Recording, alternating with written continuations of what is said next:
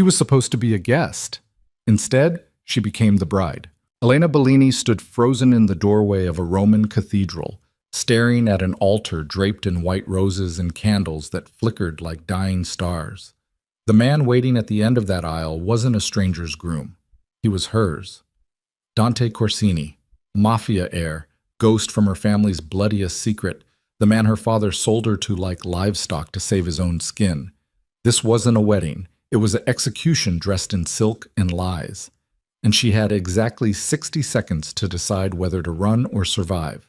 If you want to see how Elena escapes a marriage built on revenge and blood, stay until the end of this story.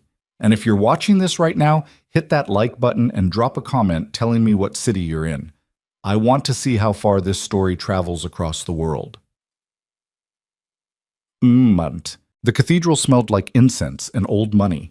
Elena Bellini had been inside Roman buildings older than most countries, but this one felt different, heavy, like the stone walls were holding secrets too dark to confess even in whispers.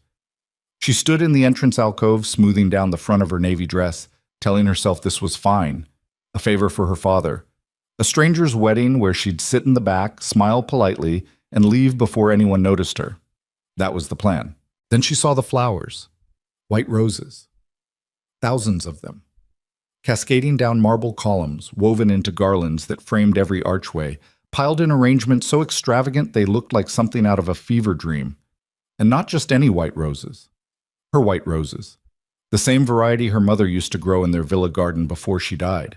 The same ones Elena had sketched obsessively as a teenager, filling sketchbook after sketchbook with charcoal studies of petals and thorns. Her stomach dropped. "Papa?" She turned toward her father, who stood beside her in a suit that looked too expensive for a man drowning in debt. "What is this?" Giovanni Bellini wouldn't meet her eyes.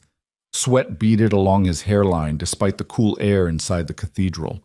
His hand shook as he gripped her elbow, fingers digging in hard enough to bruise. "Elena, listen to me. Why are there so many flowers?" Her voice climbed higher. "Whose wedding is this? You need to trust me." "Trust you?" She tried to pull away, but his grip tightened. Panic flared hot in her chest. "Papa, what did you do?" Before he could answer, the organ music started. Deep, resonant chords that shook the floor beneath her feet. The kind of music that accompanied processions, ceremonies, vows. The guests turned in their seats. 200 faces. Maybe more. All staring directly at her, not at a bride walking down the aisle. At her. Elena's knees buckled. Her father caught her before she hit the ground, his breath hot and sour against her ear. "I had no choice," he whispered. "The debt, the Santoro debt, it was going to kill us both. They gave me an out. One way to erase everything." "What are you talking about?" She couldn't breathe. The corset of her dress suddenly felt like it was crushing her rib cage. "What debt?" "Your Uncle Marco. 15 years ago, he betrayed the Corsini family. Stole from them, got people killed. The blood feud never ended, Elena, it just went underground. And when Marco disappeared, the debt transferred to me. To us." The room tilted. Elena grabbed the nearest column to stay upright, her vision swimming with black spots. "You're lying. I wish I was." Giovanni's voice cracked. 3 months ago, they came for me.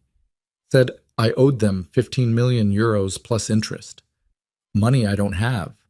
Money I'll never have. They were going to kill me, Elena, burn down everything we own. Unless what? He finally looked at her, and in his eyes she saw something worse than fear. Resignation. "Unless I gave them you." The world stopped.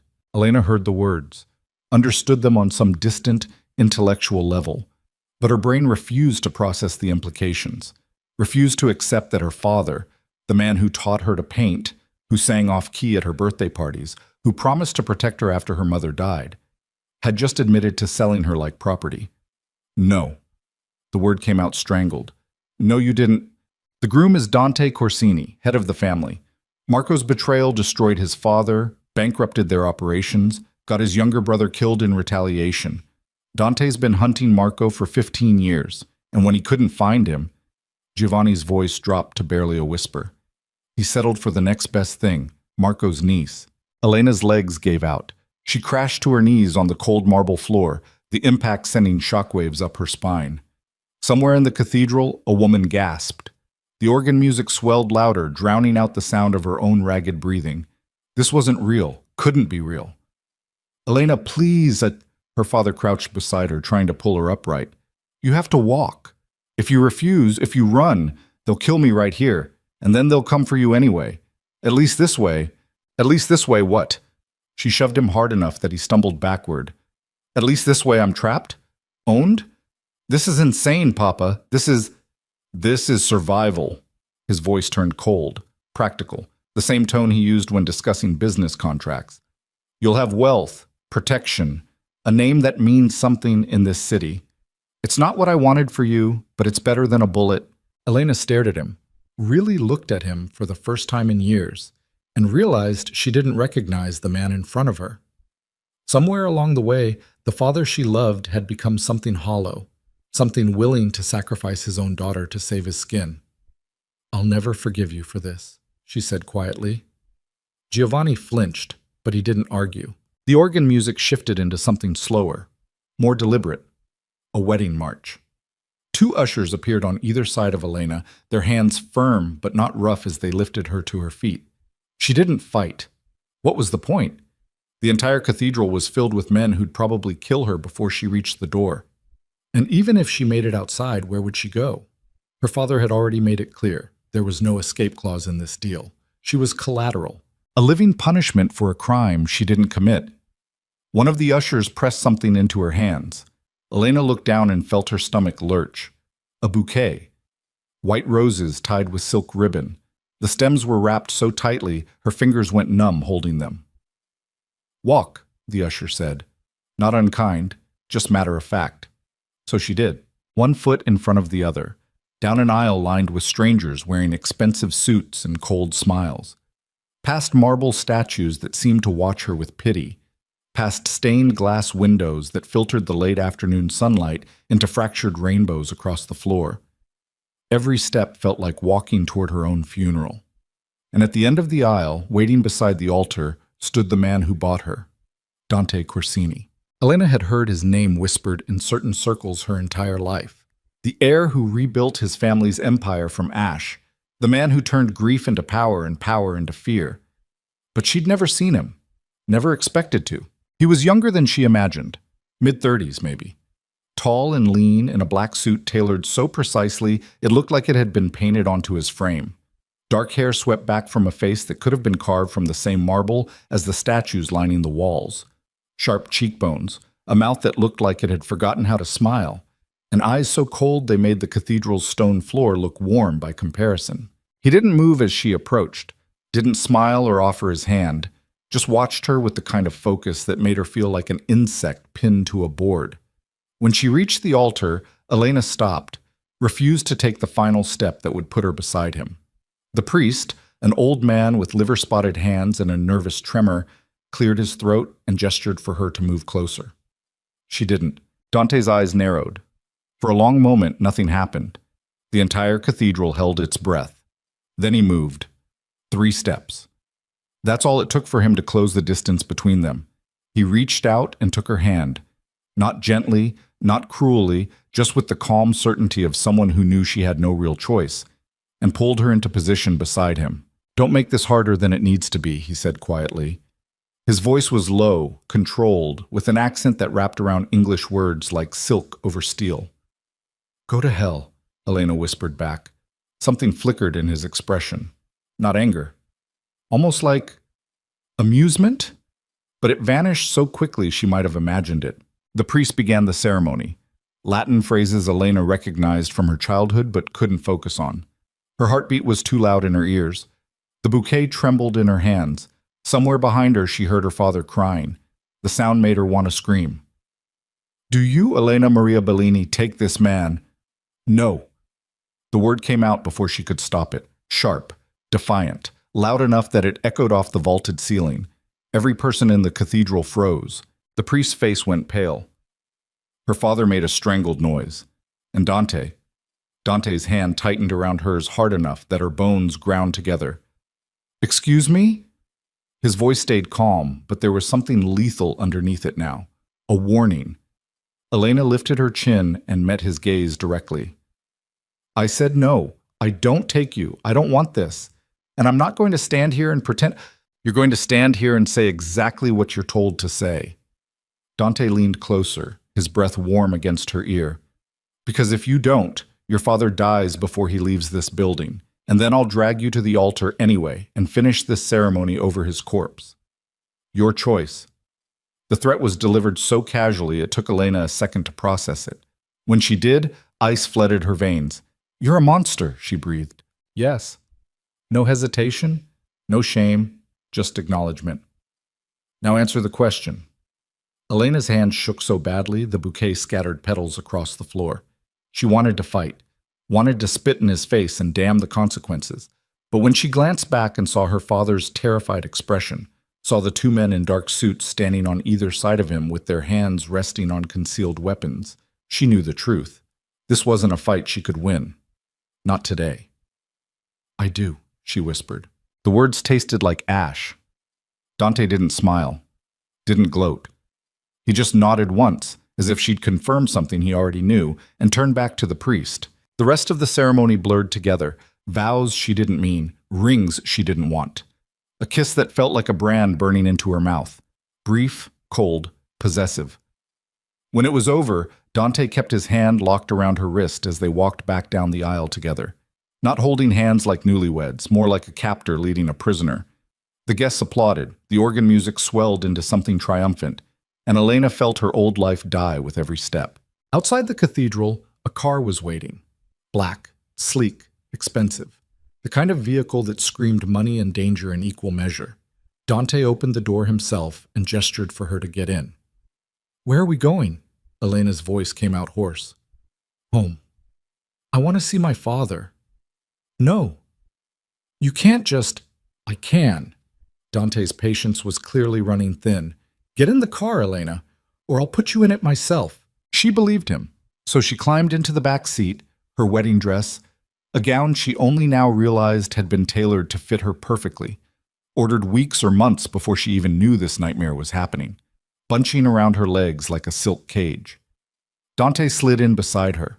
The door closed with a heavy thunk that sounded disturbingly final. A moment later, the car pulled away from the cathedral, leaving behind the only world Elena had ever known. They drove in silence through Rome's winding streets, past the Colosseum lit gold by the setting sun, past fountains where tourists tossed coins and made wishes, past cafes where people laughed over wine and pasta, completely unaware that a woman's life had just been sold a few blocks away. Elena stared out the window and tried not to cry, tried not to think about what came next, tried not to acknowledge the fact that the man sitting beside her, close enough that she could feel the heat radiating off his body, now legally owned her. Why? The question escaped before she could stop it. Dante didn't pretend not to understand. Your uncle destroyed my family, stole millions, got my brother killed, and then he disappeared like a coward. I barely know Marco, haven't seen him since I was a kid. That's not my problem. Then what is?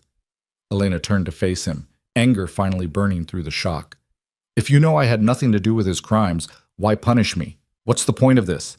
For the first time since the ceremony ended, Dante looked directly at her. Really looked. His eyes were darker than she'd realized, almost black in the car's dim interior, and there was something in them that made her breath catch. Not desire, not even hatred, but something colder, more calculated. The point, he said slowly, is that Marco loved three things in this world: money, power, and his brother's daughter. He used to carry your picture in his wallet, showed it to everyone, called you his little artist. Elena's blood ran cold. How do you know that? Because I've spent 15 years learning everything about the people who destroyed my life. And when I finally accepted that Marco had vanished so completely, even I couldn't find him, Dante's mouth curved into something that wasn't quite a smile. I realized there was still one way to hurt him, one person he'd crawl out of hiding to save. Me. You. The word hung in the air between them like a death sentence. You married me to use me as bait, Elena said flatly. I married you because you're collateral, leverage, a message, and yes, if Marco is still alive, if he still gives a damn about anyone other than himself, he'll hear about this wedding. He'll know exactly what it means. And when he comes for you, Dante leaned closer, his voice dropping to barely a whisper. I'll be waiting. Elena's chest tightened. And if he doesn't come? If he doesn't care? Then you'll spend the rest of your life paying his debt. Dante settled back into his seat, suddenly looking bored with the conversation. Either way, you belong to me now. The sooner you accept that, the easier this will be. I'll never accept it. We'll see. The car turned off the main road onto a private drive flanked by cypress trees. In the distance, Elena could see lights. A villa, massive and sprawling, perched on a hillside overlooking the city like a castle guarding its kingdom. As they got closer, she realized it wasn't just big, it was a compound. High walls topped with security cameras, armed guards at the gate. Enough wealth and power concentrated in one place to make her father's debts look like pocket change. This was Dante's world, and now, somehow, it was hers too. The car stopped in front of the main entrance. Dante got out first and offered his hand to help her. Elena ignored it and climbed out on her own, nearly tripping over her dress in the process. She caught herself on the car door, breathing hard, trying to orient herself. This way. Dante started toward the villa's entrance without waiting to see if she followed. Elena stayed put. What happens now? He paused mid-step and glanced back at her. Now you go inside, settle in. Try not to do anything stupid. I mean, long-term. What do you want from me? Am I supposed to... She couldn't even say it. Couldn't voice the possibility that this forced marriage came with expectations beyond just existing as a trophy. Understanding flickered across Dante's face. When he spoke again, his voice had lost some of its edge. I don't want anything from you except your presence. You'll live here. You'll appear beside me when necessary.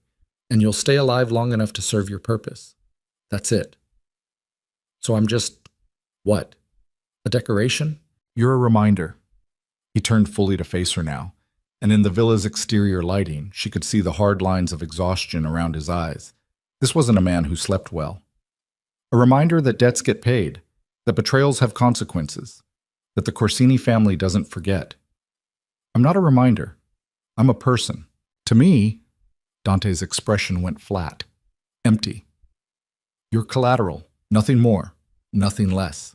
And the sooner you understand that, the sooner we can both stop pretending this is anything other than what it is. He walked into the villa without another word. Elena stood alone in the driveway, the night air cool against her skin, and felt the last fragile thread of hope snap inside her chest. This wasn't a marriage. It wasn't even captivity. It was erasure. She was supposed to disappear into this gilded cage and become nothing but a symbol of someone else's sins. No identity, no agency, just a living, breathing punishment for a man who might not even know she existed. Somewhere inside the villa she heard voices, footsteps, the normal sounds of a household carrying on with its routines. But to Elena, it all sounded distant, muffled, like she was already drowning. A woman appeared as the doorway, older, maybe 60, with kind eyes and a housekeeper's uniform. Signora Corsini, I'm Maria. Let me show you to your room. Signora Corsini. The name hit like a physical blow. That's who she was now, not Elena Bellini, the art teacher who spent weekends sketching in parks and dreaming about gallery shows. Not the daughter who'd been stupid enough to trust her father. Elena Corsini, wife of a monster, property of a man who just admitted he saw her as nothing but leverage. She followed Maria inside because there was nowhere else to go. The villa's interior was exactly what she expected. Marble floors, crystal chandeliers, artwork that probably cost more than most people earned in a lifetime. Beautiful and cold. Like a museum where she was both the newest exhibit and the only visitor. Maria led her up a sweeping staircase to the second floor, then down a hallway lined with closed doors.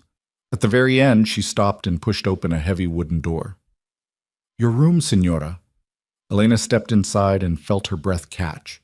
It was huge, a 4-poster bed draped in silk, floor-to-ceiling windows overlooking the city, a sitting area with velvet furniture, an ensuite bathroom visible through an open doorway, all white marble and gold fixtures. Extravagant, luxurious, and completely impersonal. There are clothes in the wardrobe, Maria said gently. All your size. If you need anything else, just ring. She gestured to a cord pull near the bed. Master Dante's room is at the opposite end of the hall. He asked me to tell you that your presence isn't required unless he specifically requests it. Of course, even in his own home, Elena was just a piece of furniture to be stored away when not in use. Thank you, she managed. Maria hesitated in the doorway.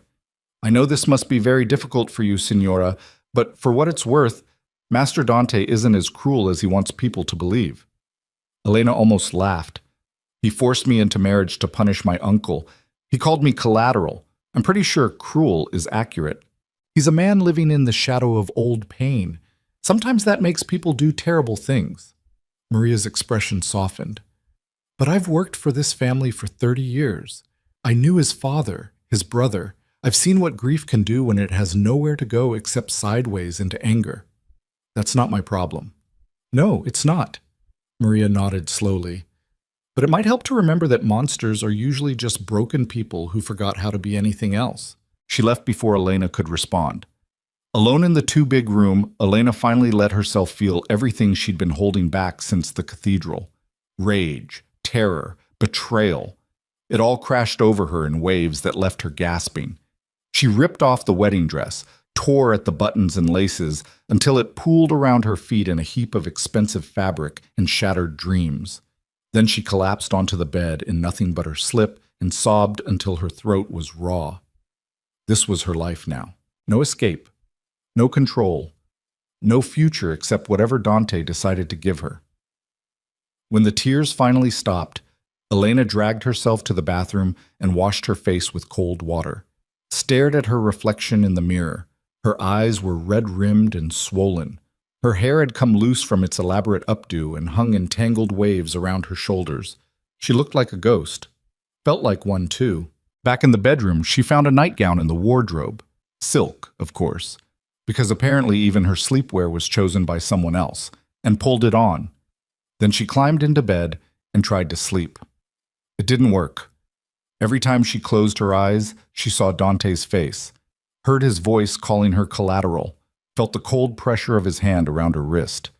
The trauma of the day played on repeat in her mind until she wanted to scream. Somewhere around 3 a.m, she gave up and got out of bed, wandered to the windows and looked out over Rome. The city glittered below like scattered diamonds, peaceful, beautiful, completely indifferent to her suffering.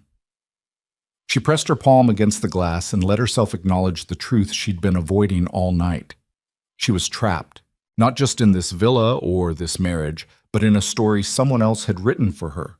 A revenge plot, where she was nothing but a supporting character designed to suffer for the sake of someone else's closure. And the worst part? There was absolutely nothing she could do about it. A sound from the hallway made her freeze. Footsteps, slow and deliberate. They stopped outside her door. Elena held her breath, her heart hammering so hard she could hear it in her ears. The doorknob didn't turn. Whoever was out there just stood on the other side of the door in complete silence. She knew, somehow, that it was Dante. Minutes passed, maybe 5, maybe 10. And then the footsteps retreated back down the hallway. A door closed in the distance. Elena exhaled shakily and pressed her forehead against the cool window glass. Whatever happened next, one thing was clear. Dante Corsini hadn't just bought himself a wife. He'd bought himself a problem. And Elena was done being silent, obedient collateral. If he wanted revenge, fine. She'd give him something to remember, but she'd be damned if she disappeared quietly into his world of violence and control. This marriage might have started as his game, but she was about to change the rules. The first 3 days, Elena didn't leave her room. She wasn't locked in. Maria had made that clear when she brought breakfast trays that went untouched. The door had no bolt on the outside, no guard stationed in the hallway. Elena could walk out any time she wanted. But walking out meant acknowledging this place as real, meant accepting that the cathedral hadn't been a nightmare she could wake up from. So she stayed put, curled up in the enormous bed or standing at the window watching Rome exist without her. Sometimes she slept. Mostly she just stared at the walls and tried to figure out how her life had turned into this. On the 4th morning, someone knocked. Not Maria's gentle tap. This was harder, more insistent. "I know you're awake," Dante's voice came through the door. "We need to talk." Elena didn't answer. She was sitting on the floor beside the bed in an oversized shirt she'd found in the wardrobe, her hair unbrushed, her face probably a mess. She didn't care. The knock came again. "Elena, open the door." No. Silence. Then, I'm coming in. The door swung open before she could protest. Dante stood in the doorway wearing dark slacks and a white shirt with the sleeves rolled up to his elbows. He looked like he'd been awake for hours, maybe days. There were shadows under his eyes that matched hers. He took in the scene, Elena on the floor, the untouched breakfast tray on the nightstand, the general air of someone who'd given up. And something flickered across his face. Not quite concern, more like irritation. Get up. Go away. Not how this works. He crossed the room in 3 strides and held out his hand. You've had time to sulk. Now you're going to get dressed and come downstairs. Elena stared at his hand like it was a snake. Why? Because I said so. That's not a reason. Dante's jaw tightened. Fine. Because we're hosting a dinner tonight. Politicians, business partners, people who need to see that I'm a stable, married man. And you're going to sit beside me and smile and play the part. Absolutely not. It wasn't a request. Elena pushed herself to her feet without taking his hand. Standing brought them close enough that she could smell him, something clean and expensive that probably cost more than her old apartment's rent. It made her want to step back. She didn't. I'm not your puppet, she said quietly. No. You're my wife, which means when I tell you to do something, you do it. Or what? The challenge came out sharper than she intended. You'll lock me in here? Beat me? Kill me? Go ahead. At least then I won't have to look at your face anymore. Something dangerous flashed in Dante's eyes. For a second, Elena thought she'd pushed too far, that he might actually hit her, but instead he took a deliberate step back and shoved his hands into his pockets, like he didn't trust himself not to reach for her. You think I want this? His voice stayed level, but there was an edge underneath it now, razor sharp. You think I enjoy having you here, walking around my house like a ghost, refusing to eat or speak or do anything except feel sorry for yourself? Yes, I think you love it. This whole thing is about making people suffer for what Marco did. Well, congratulations. I'm suffering. You win. I haven't even started yet. Dante moved closer again, backing her toward the wall.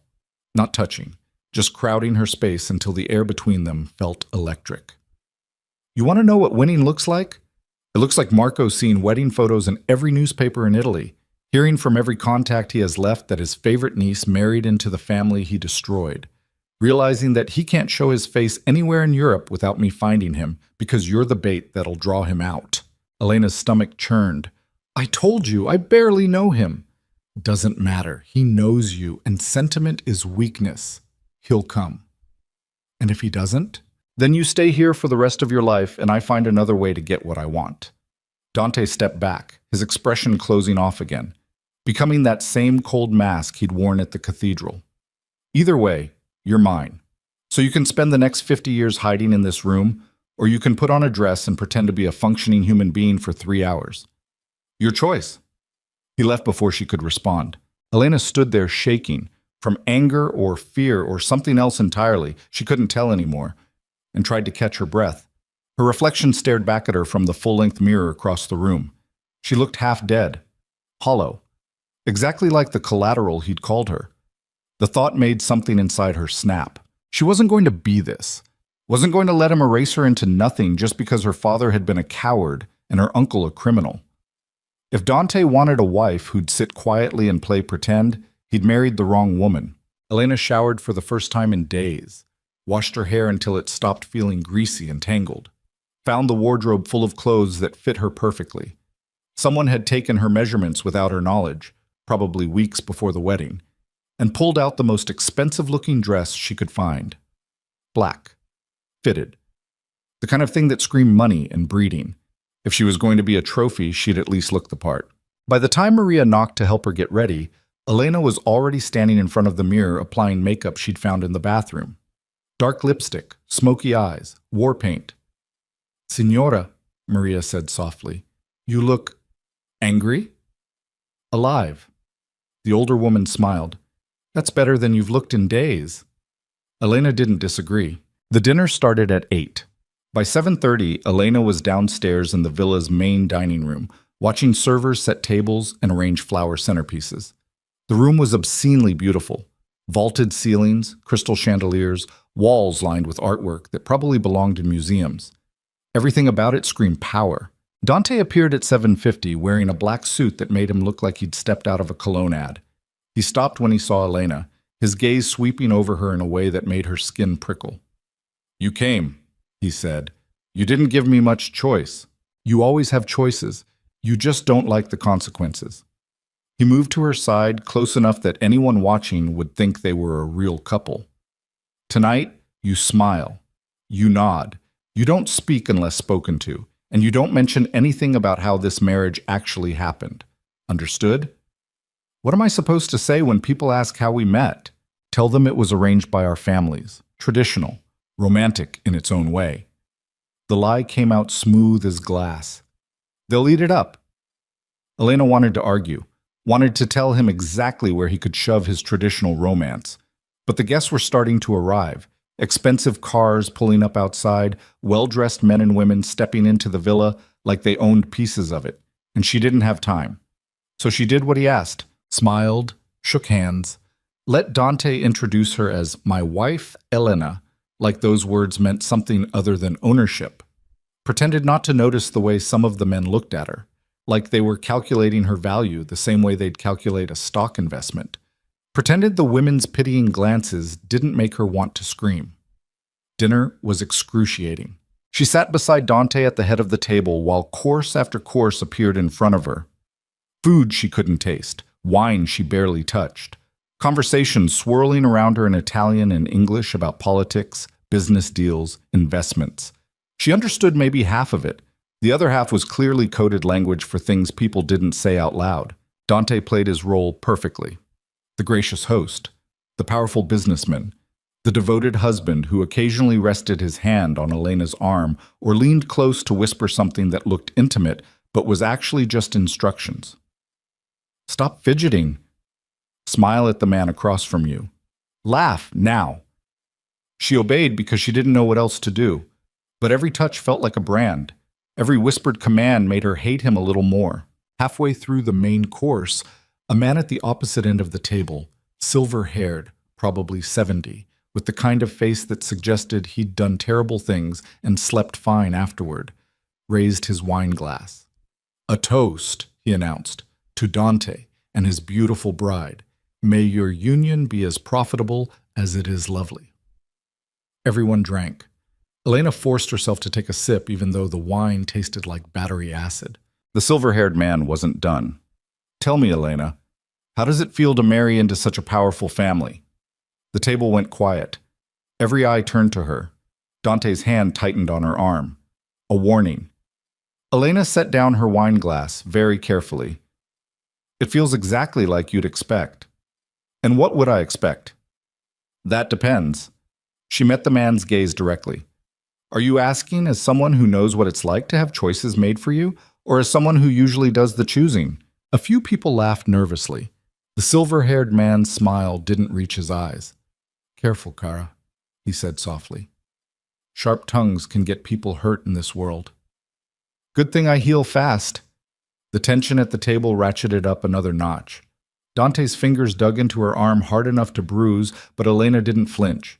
She was done being quiet, done pretending this was anything other than what it was. "Elena's still adjusting," Dante said smoothly, his voice carrying just enough warning to make it clear the subject was closed. "It's been a whirlwind few days." The silver-haired man nodded slowly. "Of course. Forgive me for prying." But his eyes stayed on Elena for the rest of the meal. Calculating, measuring, like he'd just learned something interesting and wasn't sure what to do with it yet. When dinner finally ended, the guests moved to the parlor for drinks and cigars. Elena tried to slip away, but Dante caught her wrist before she'd made it 3 steps. "What the hell was that?" His voice was low enough that no one else could hear, but the fury underneath it was obvious. "That was me refusing to be your silent trophy.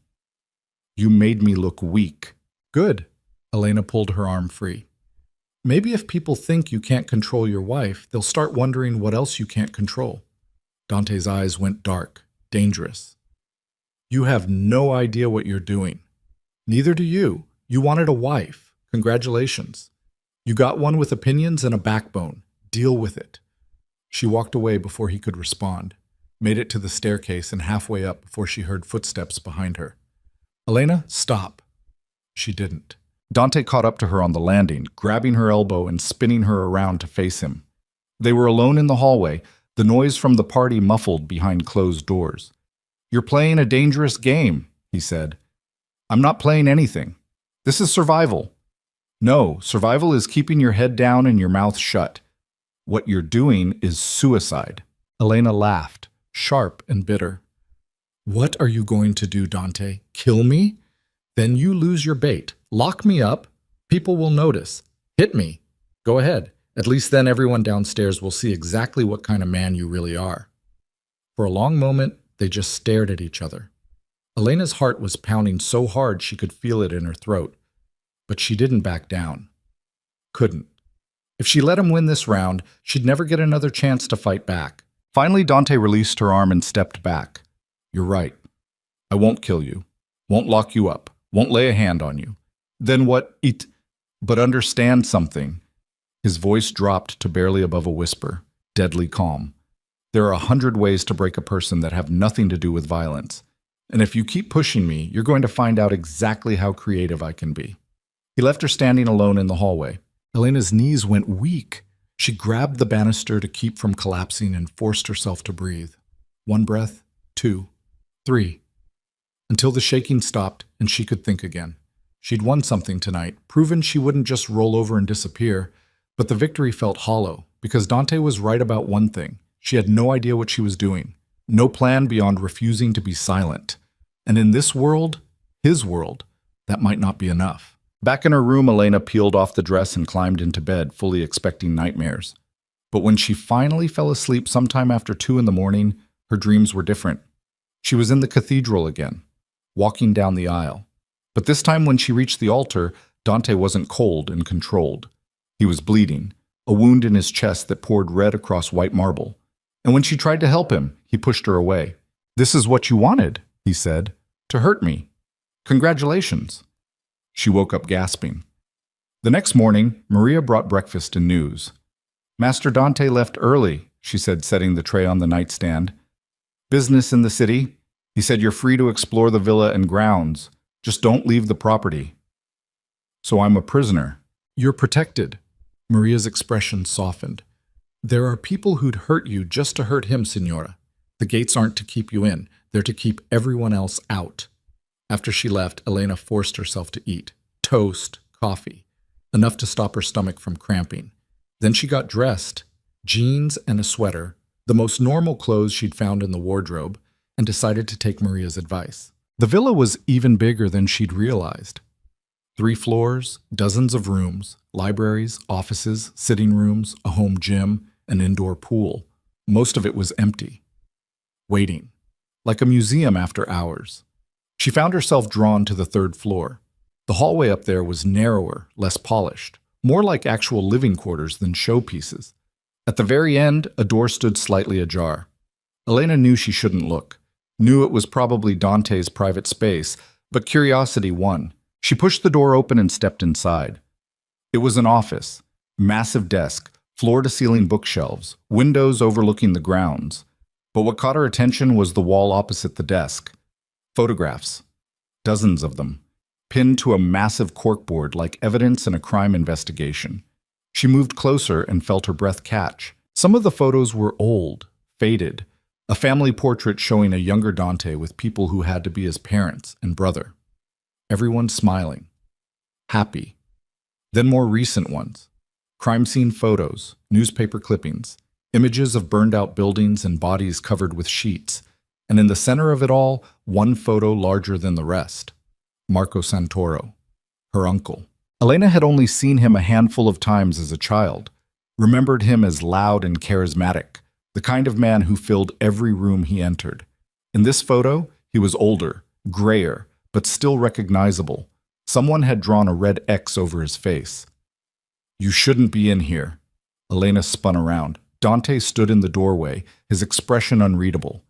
"I was just snooping." He crossed to the desk and set down a briefcase she hadn't noticed he was carrying. "Looking for answers, maybe, or ammunition." "I got lost." "You're a terrible liar. Dante glanced at the wall of photos, then back at her. But since you're here, you might as well understand what you're part of. He walked to the board and pointed at the family portrait.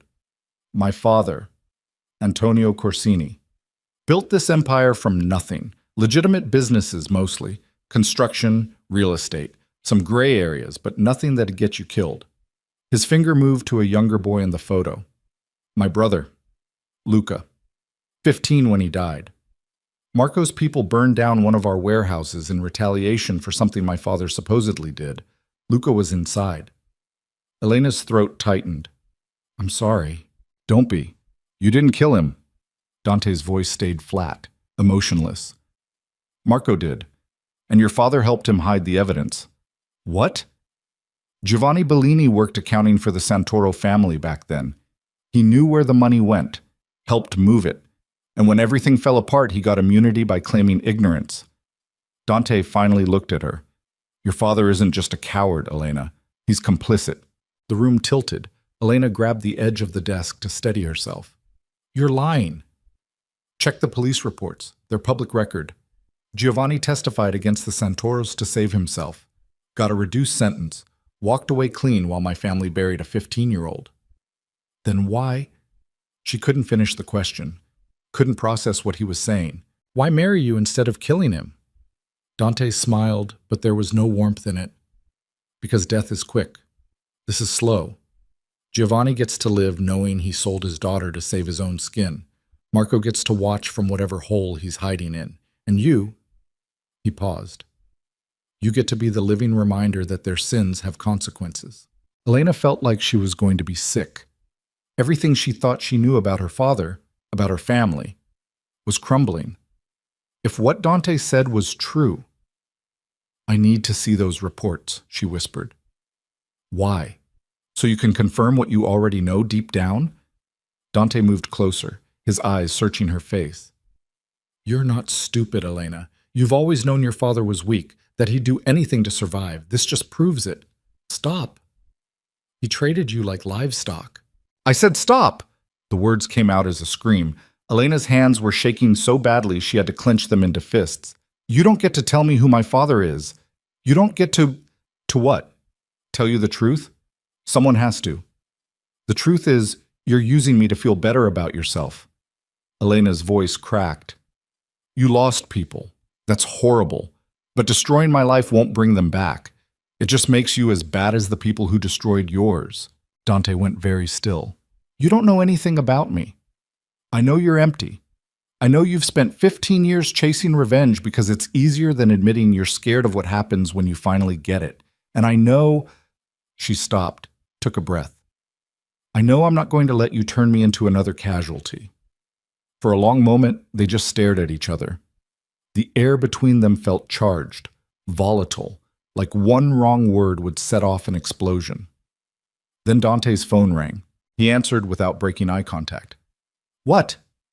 Elena watched his expression shift, harden. When? A pause. How many? Another pause. Lock down the perimeter. I'm on my way. He ended the call and looked at Elena with something that might have been regret. Stay in your room, he said. Don't come out until I tell you it's safe. What's happening? Someone just tried to breach the gates. 3 cars. Armed men. He was already moving toward the door. This place is about to become a war zone. Wait. Elena grabbed his arm without thinking. Is this because of me? Because of last night? Dante paused. Probably. Word travels fast. People think I'm weak now, distracted. They're testing me. I'm sorry. Don't be. He pulled free of her grip. You wanted to fight back? Congratulations. You just started a war. Then he was gone. Elena stood frozen in his office, her heart pounding, as gunfire erupted somewhere outside the villa. The gunfire lasted 17 minutes.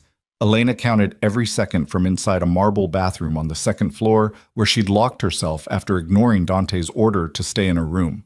She couldn't just hide while people died outside. Couldn't sit still while the villa turned into a battlefield. So she'd run. Down hallways, past windows that showed muzzle flashes in the darkness. Into the first room with a door heavy enough to stop bullets. Now she crouched in a bathtub with her hands pressed over her ears, listening to automatic weapons tear the night apart. When the shooting finally stopped, the silence was worse. Elena waited, counted to 60, then 60 more. When no new sounds came, she unlocked the bathroom door and crept into the hallway. The villa looked like something out of a nightmare. Shattered glass covered the floor. Bullet holes pockmarked the walls. A chandelier had crashed down from the ceiling and lay in pieces across the marble. Smoke hung in the air, acrid and choking. "Hello?" Her voice came out hoarse, barely audible. No response. She moved toward the main staircase, her bare feet crunching over debris. Blood streaked the floor in places, dark and wet, leading toward the front entrance. Elena followed the trail because she didn't know what else to do. The front doors stood open. Beyond them, the driveway was chaos. 3 black SUVs riddled with bullets, bodies sprawled across the gravel, men in tactical gear shouting orders while others zip-tied survivors and dragged them toward a waiting van. And in the middle of it all, Dante. He was alive, covered in blood, some his, most probably not, but standing. Directing his people with the calm efficiency of someone who'd done this 100 times before. His white shirt was torn at the shoulder. A cut above his eyebrow dripped red down the side of his face. But his hands were steady as he checked the magazine of a pistol and slid it back into a shoulder holster Elena hadn't known he was wearing. She must have made a sound because his head snapped toward her. "I told you to stay in your room." "I don't take orders well." Elena stepped through the doorway, glass crunching under her feet. "Are you hurt?" "Nothing that won't heal." Dante's eyes swept over her, checking for injuries. "You?" "I hid in a bathtub." "Smart." He turned back to his men. "Get them to the holding facility. I want names, addresses, who sent them. Use whatever methods necessary." One of the men nodded and began dragging a semi-conscious attacker toward the van. The man's face was pulp, nose broken, teeth missing, one eye swollen shut. Elena looked away before she threw up. "How many did you kill?" she asked quietly. "Does it matter?" "Yes." Dante was silent for a moment. 7 dead, 4 captured. The rest ran when they realized this wasn't going to be easy.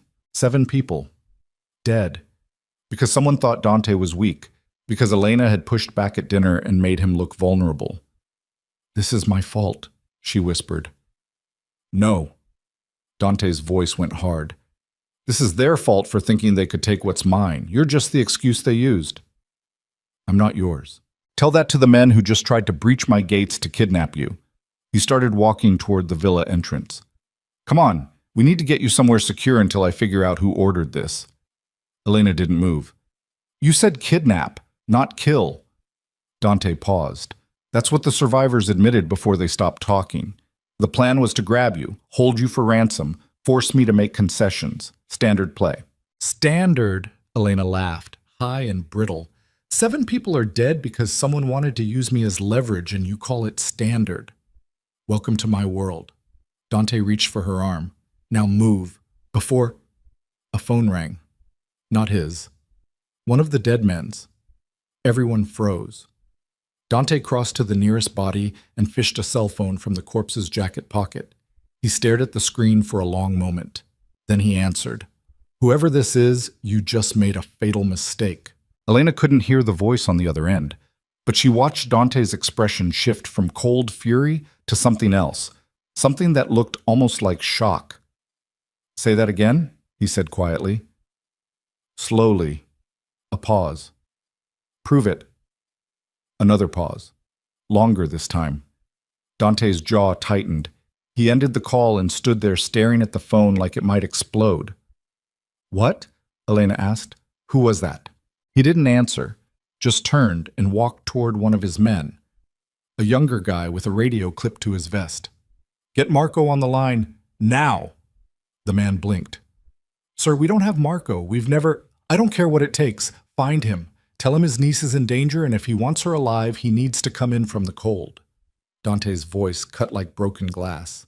"And tell him he has 24 hours, or I start mailing pieces of her to every contact he has left." Elena's blood went ice cold. "What are you doing?" Dante finally looked at her, and in his eyes she saw something that made her want to run. Not anger, not even hatred, just cold mathematical certainty. That call was from the people who hired tonight's attack. They wanted me to know something interesting.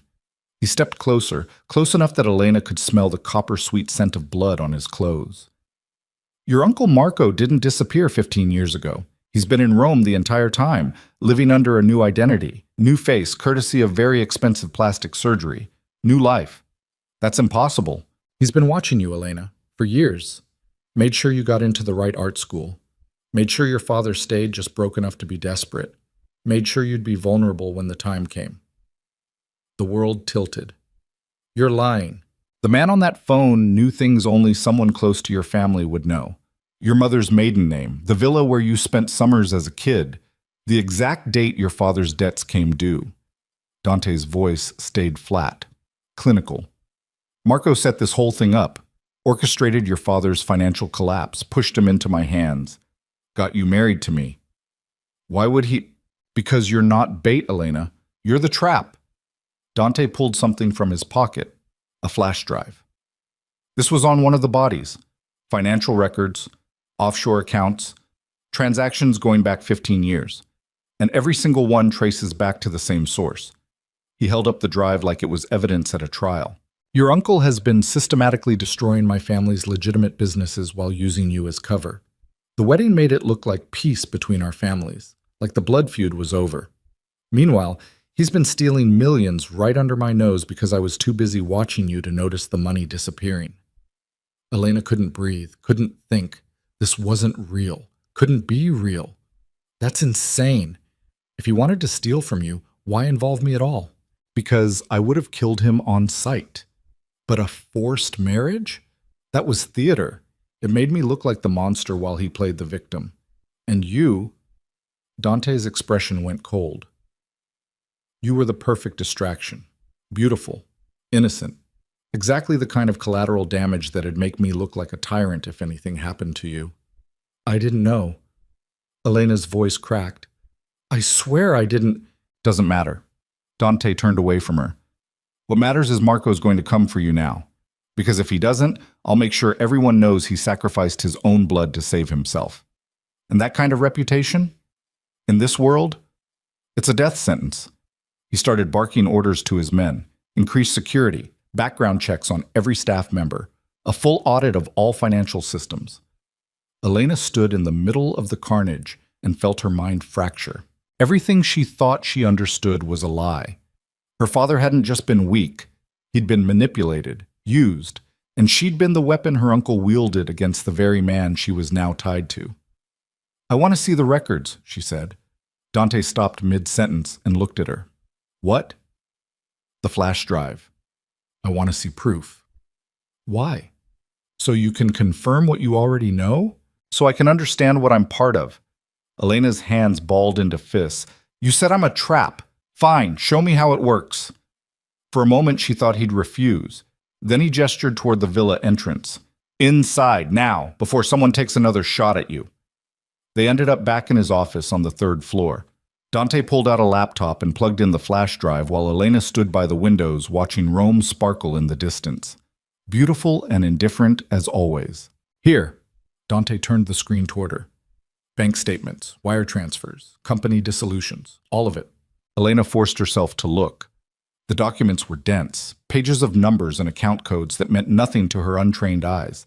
But Dante walked her through it, transaction by transaction, showing her how money had been siphoned from Corsini construction projects into shell companies, how those companies funneled cash into offshore accounts, how the accounts all traced back to a single individual using the name Stefano Ricci. That's Marco? She asked. That's his new identity. The surgery changed his face, but not his patterns. He still moves money the same way, still uses the same intermediaries. Dante pulled up a photo, surveillance footage of a man in his 60s getting into a car. Facial recognition is useless, but financial forensics don't lie. The man in the photo looked nothing like Elena's uncle, but the way he moved, confident, almost arrogant, sent a chill down her spine. How long have you known? She whispered. I started suspecting 3 weeks ago when an audit showed irregularities. Confirmed it tonight when that phone call came through. Dante closed the laptop. Marco wanted me to know. Wanted me to understand I'd been played, because that's how he operates. It's not enough to win. He has to humiliate you first. Elena's stomach churned. What happens now? Now we wait. Marco will come for you because his entire plan hinges on you staying alive and close to me. If I kill you, his leverage disappears. If you disappear, the wedding was pointless, and he loses credibility. Dante leaned back in his chair, studying her. You're the keystone. Remove you, and everything collapses. So kill me. The words came out before she could stop them. Dante went very still. What? You heard me? If I'm the keystone, kill me. End this. Stop letting him use me as a weapon against you. Elena's voice stayed steady even as her hand shook. I'd rather die than be someone's pawn. You don't mean that. I do. She met his gaze directly. I've been a victim my entire life. My mother died when I was 12. My father controlled every aspect of my future. And now I find out my uncle's been pulling strings behind the scenes for years, turning me into a tool for revenge I didn't even know existed. So yes, I mean it. Kill me and end this. Dante stood, crossed to where she stood by the windows, got close enough that Elena could see the gold flecks in his dark eyes. If I wanted you dead, you'd be dead already. His voice dropped to barely above a whisper. The question isn't whether I'm going to kill you, it's whether you're brave enough to help me destroy the man who did this to both of us. Elena's breath caught. What are you talking about? Marco thinks he's won, thinks he's played everyone perfectly, but he made one mistake. Dante's mouth curved into something that wasn't quite a smile. He underestimated you, assumed you'd stay broken and compliant, a perfect victim. I am a victim. No, you're a survivor. I've watched you this past week, Elena. Watched you refuse to disappear even when it would have been easier. Watched you push back at dinner, even knowing it might get you killed. You're not collateral. You're dangerous. I'm not. You are. Dante moved closer, his voice intense now, urgent. And if you want revenge, real revenge against the man who used you like this, I can show you how to get it, but it means trusting me, really trusting me, enough to become the thing Marco fears most. Which is? A weapon that turns around and fires back. Elena's heart pounded so hard she could hear it in her ears. Everything in her screamed to run, to refuse, to keep being the victim because at least that was familiar. But something else, something sharp and furious that had been building since the cathedral, whispered different advice. Make him bleed. What do you need me to do? She asked quietly. Dante's expression shifted. For the first time since she'd met him, he looked at her like she was a person instead of property. First, we need Marco to believe you're breaking, that the marriage is destroying you, that you're desperate enough to run. He pulled out his phone and scrolled through something. There's a charity gala tomorrow night. Half of Rome's elite will be there. Politicians, business leaders, crime families. You're going to attend as my wife, and you're going to publicly fall apart. Fall apart how? Cry, scream, beg me to let you go. Make it messy and humiliating. Dante's eyes stayed locked on hers. Marco will be watching. When he sees you breaking, he'll think his plan is working perfectly, that you're ready to be rescued. And then? Then we let him rescue you. Let him think he's won. And when he brings you somewhere he thinks is safe, Dante's smile turned predatory. We burn his entire world down. Elena should have said no, should have refused to participate in whatever twisted game this was becoming. But as she stood there looking at Dante, really looking at him for the first time, she saw something she recognized, the same fury that lived inside her own chest. They were both weapons forged by people who'd treated them like disposable assets, both trapped in a story someone else had written, and maybe, just maybe, they could rewrite the ending together. Okay, she said. I'll do it. You're sure? No, but I'm tired of being afraid. Dante studied her for a long moment. Then he held out his hand. Partners? Elena looked at his outstretched hand, calloused, scarred, covered in blood from tonight's attack, the hand of someone who'd done terrible things and would probably do more. She took it anyway. Partners. His grip was firm, warm. And for the first time since the cathedral, Elena felt like she had some measure of control over her own fate. They spent the rest of the night planning. Dante showed her everything he'd learned about Marco's operation, the shell companies, the money trails, the network of people helping him stay hidden. It was massive, intricate, the work of someone who'd spent years building a structure designed to be invisible. How do we prove it's him? Elena asked as dawn started breaking outside the windows. We don't need to prove it. We need to make him confess. Dante pulled up another file. Surveillance footage from various locations around Rome. He's been watching you, following you, making sure you stay exactly where he wants you, which means he has people embedded close to us. How close? Close enough to know what happens inside this villa. Dante's jaw tightened. Someone on my staff is feeding him information. Has been for months. That's how he knew about the dinner, about your outburst, about everything. Elena's skin crawled. So we're being watched right now. Probably. Which is why tomorrow night has to be convincing. Whoever's reporting back to Marco needs to believe you're genuinely falling apart. No acting. No holding back. Real emotion. I don't know if I can do that. You already have. Dante closed the laptop and looked at her. In the cathedral. Tonight when the shooting started. You're stronger than you think, Elena. You just haven't had a reason to use it yet. She wanted to believe him, wanted to believe she could be more than a victim, but the truth sat heavy in her chest like a stone. What if I freeze? What if Marco doesn't take the bait? Then we try something else. But I don't think you'll freeze. Dante stood and moved to the window, watching the sun rise over Rome. You're angry. I can see it in you. Feel it every time we're in the same room. That anger is a weapon. Tomorrow night, you're going to use it. Elena joined him at the window, stood close enough that their shoulders almost touched. And after, she asked, after we destroy Marco, what happens to us? Dante was quiet for a long time. When he finally spoke, his voice was different, softer, almost human. I don't know. This marriage was supposed to be temporary, a tool, but now, he trailed off. Now it's complicated. Because I'm not what you expected. Because neither of us are. He turned to look at her. I thought you'd be weak, pliable, easy to control. You're none of those things. Is that a compliment? It's a complication. But there was something in his eyes that suggested it might be more than that. Something Elena didn't have a name for yet. They stood there as the sun climbed higher. Two people who should have been enemies finding common ground in mutual destruction.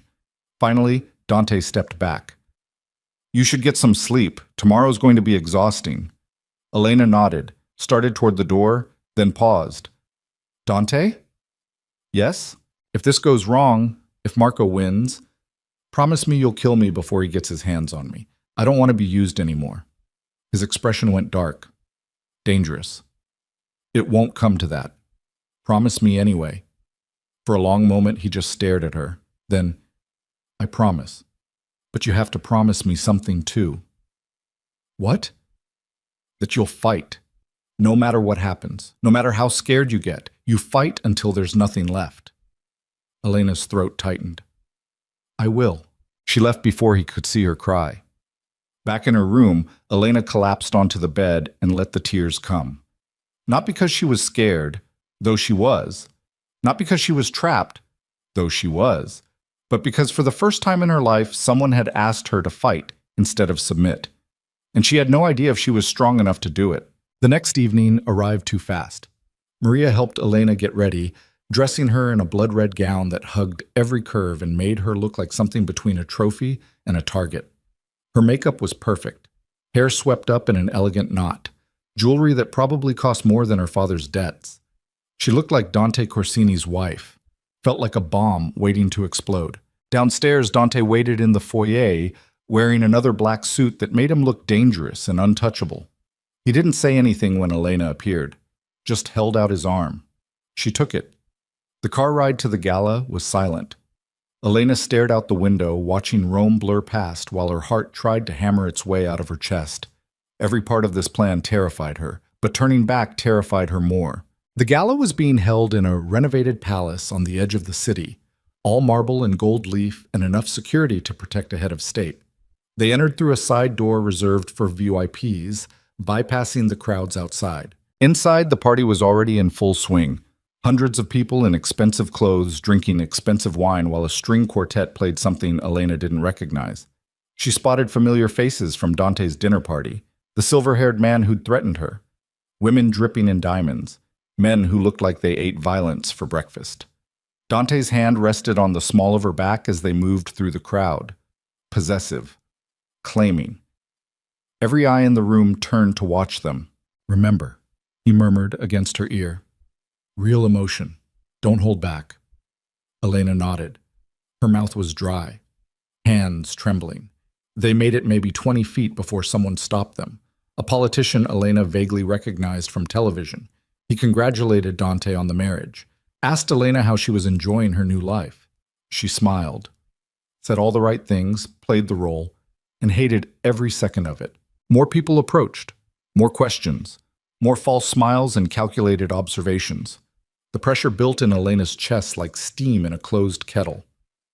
Building, until she felt like she might shatter. Then Dante did something unexpected. He introduced her to a woman near the bar.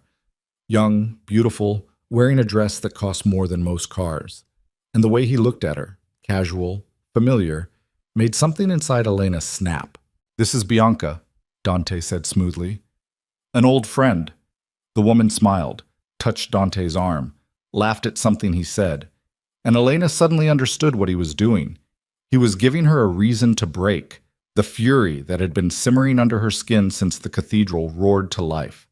Elena grabbed a glass of wine from a passing server and drank it in 3 swallows, then another, and another, until the edges of the world started to blur. Dante watched her with those cold, calculating eyes, waiting.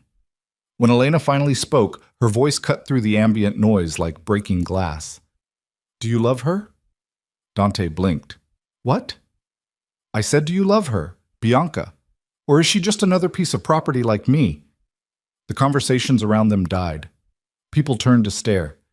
"Elena!" Dante's voice held a warning. "No, I want to know. Because if I'm going to spend the rest of my life as your collateral, I should at least understand how replaceable I am." Elena's voice climbed higher, louder. "Or is that the point? Keep me around until Marco shows up, then trade me in for someone who actually wants to be here." "That's enough." "It's not nearly enough." Elena slammed her wine glass down hard enough that it shattered. Blood welled from a cut on her palm. She didn't notice. "You want to know what's enough? Being sold by my father, married to a stranger, trapped in a villa while people try to kill me. That's enough. This?" She gestured wildly at the party, at Dante, at everything. "This is a nightmare I can't wake up from." Dante's expression went dark. He reached for her. "Elena, calm down. Don't touch me." She stumbled backward, her voice breaking into something raw, something real. "Don't you dare touch me. I'm not yours. I'm not anyone's. And I'm done pretending this is anything except what it is." Tears streamed down her face. Not fake ones, real ones. Because somewhere in the performance, Elena had stopped acting. The room was dead silent. Everyone staring, phones out, recording. Exactly what they needed. And through the crowd, Elena saw him. A man in his 60s. Ordinary face, expensive suit, standing near the exit watching her with an expression that made her blood run cold. Recognition. Marco. He'd taken the bait. Their eyes locked for just a second. Then he turned and disappeared into the crowd. Dante saw it too. His hand tightened on Elena's arm. "He's here." "I know." "Then we move. Now." But before they could take a step, gunfire erupted from somewhere outside the palace. Screams, chaos, people running in every direction. And Elena realized with sickening certainty that Marco hadn't come alone. Dante shoved her toward the floor as windows exploded inward, showering the ballroom with glass. Bullets tore through the crowd. People went down. Blood splattered across marble. The string quartet's music devolved into screaming. "Stay down!" Dante had a gun in his hand, pulled from somewhere Elena hadn't seen. He fired twice toward the windows. Someone outside screamed, but there were too many of them. Too many attackers. Too much chaos. And when Elena looked up through the smoke and panic, she saw Marco standing in the doorway, smiling, like he'd won. Marco's smile was the worst part. Not the gunfire tearing through crystal chandeliers. Not the screams or the blood pooling across white marble. or the way people trampled each other trying to reach the exits. It was that smile, calm, victorious, like he'd orchestrated a symphony and was watching the final movement with satisfaction. Elena's ears rang from the gunshots. Her hands were slick with something wet that might have been wine or blood. Dante had her pinned against a marble column, his body covering hers, while bullets chewed through the ballroom around them. "How many?" he shouted over the chaos. One of his men, the same kid from the villa who'd survived last night's attack, slid behind the column beside them. His face was pale, streaked with someone else's blood. "At least 15, maybe 20. They've got the exits covered." "Marco?" "Gone. Disappeared through the service entrance before we could—" The kid's head snapped back. Red mist. He dropped without another word. Elena screamed. Couldn't help it. The sound ripped out of her throat, raw and animal. Dante clamped a hand over her mouth, his eyes boring into hers with lethal focus. "Listen to me." His voice cut through the ringing in her ears. "We're going to move. On 3. Stay low. Don't stop running. Understand?" She nodded. Her whole body was shaking so badly her teeth chattered. 1. More gunfire. A woman 20 feet away went down, clutching her stomach. 2. Dante shifted his weight, checking the magazine in his pistol. 4 rounds left. Not enough. Not nearly enough. 3. They ran. Elena had never moved so fast in her life. The red dress tangled around her legs. She kicked off her heels without thinking and felt glass slice into her bare feet. Didn't matter. Couldn't stop. Dante dragged her through the chaos, past overturned tables, past bodies, past people huddled together crying and praying. They made it to a side hallway just as another volley of gunfire erupted behind them. Dante shoved her through a doorway into what looked like a kitchen. Industrial stoves, stainless steel counters, a back exit with a red emergency sign. "Go!" He pushed her toward the door. "What about you?" "I'll cover you. Get to the car. Driver knows where to take you." "I'm not leaving you." "Elena!" Dante spun her around, his hands gripping her shoulders hard enough to bruise. "This is the plan. You run. Marco follows. We trap him." "That was before he brought an army."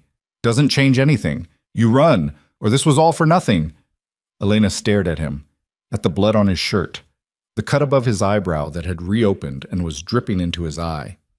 The absolute certainty in his expression that said he was willing to die if it meant Marco went down too. "You promised," she whispered.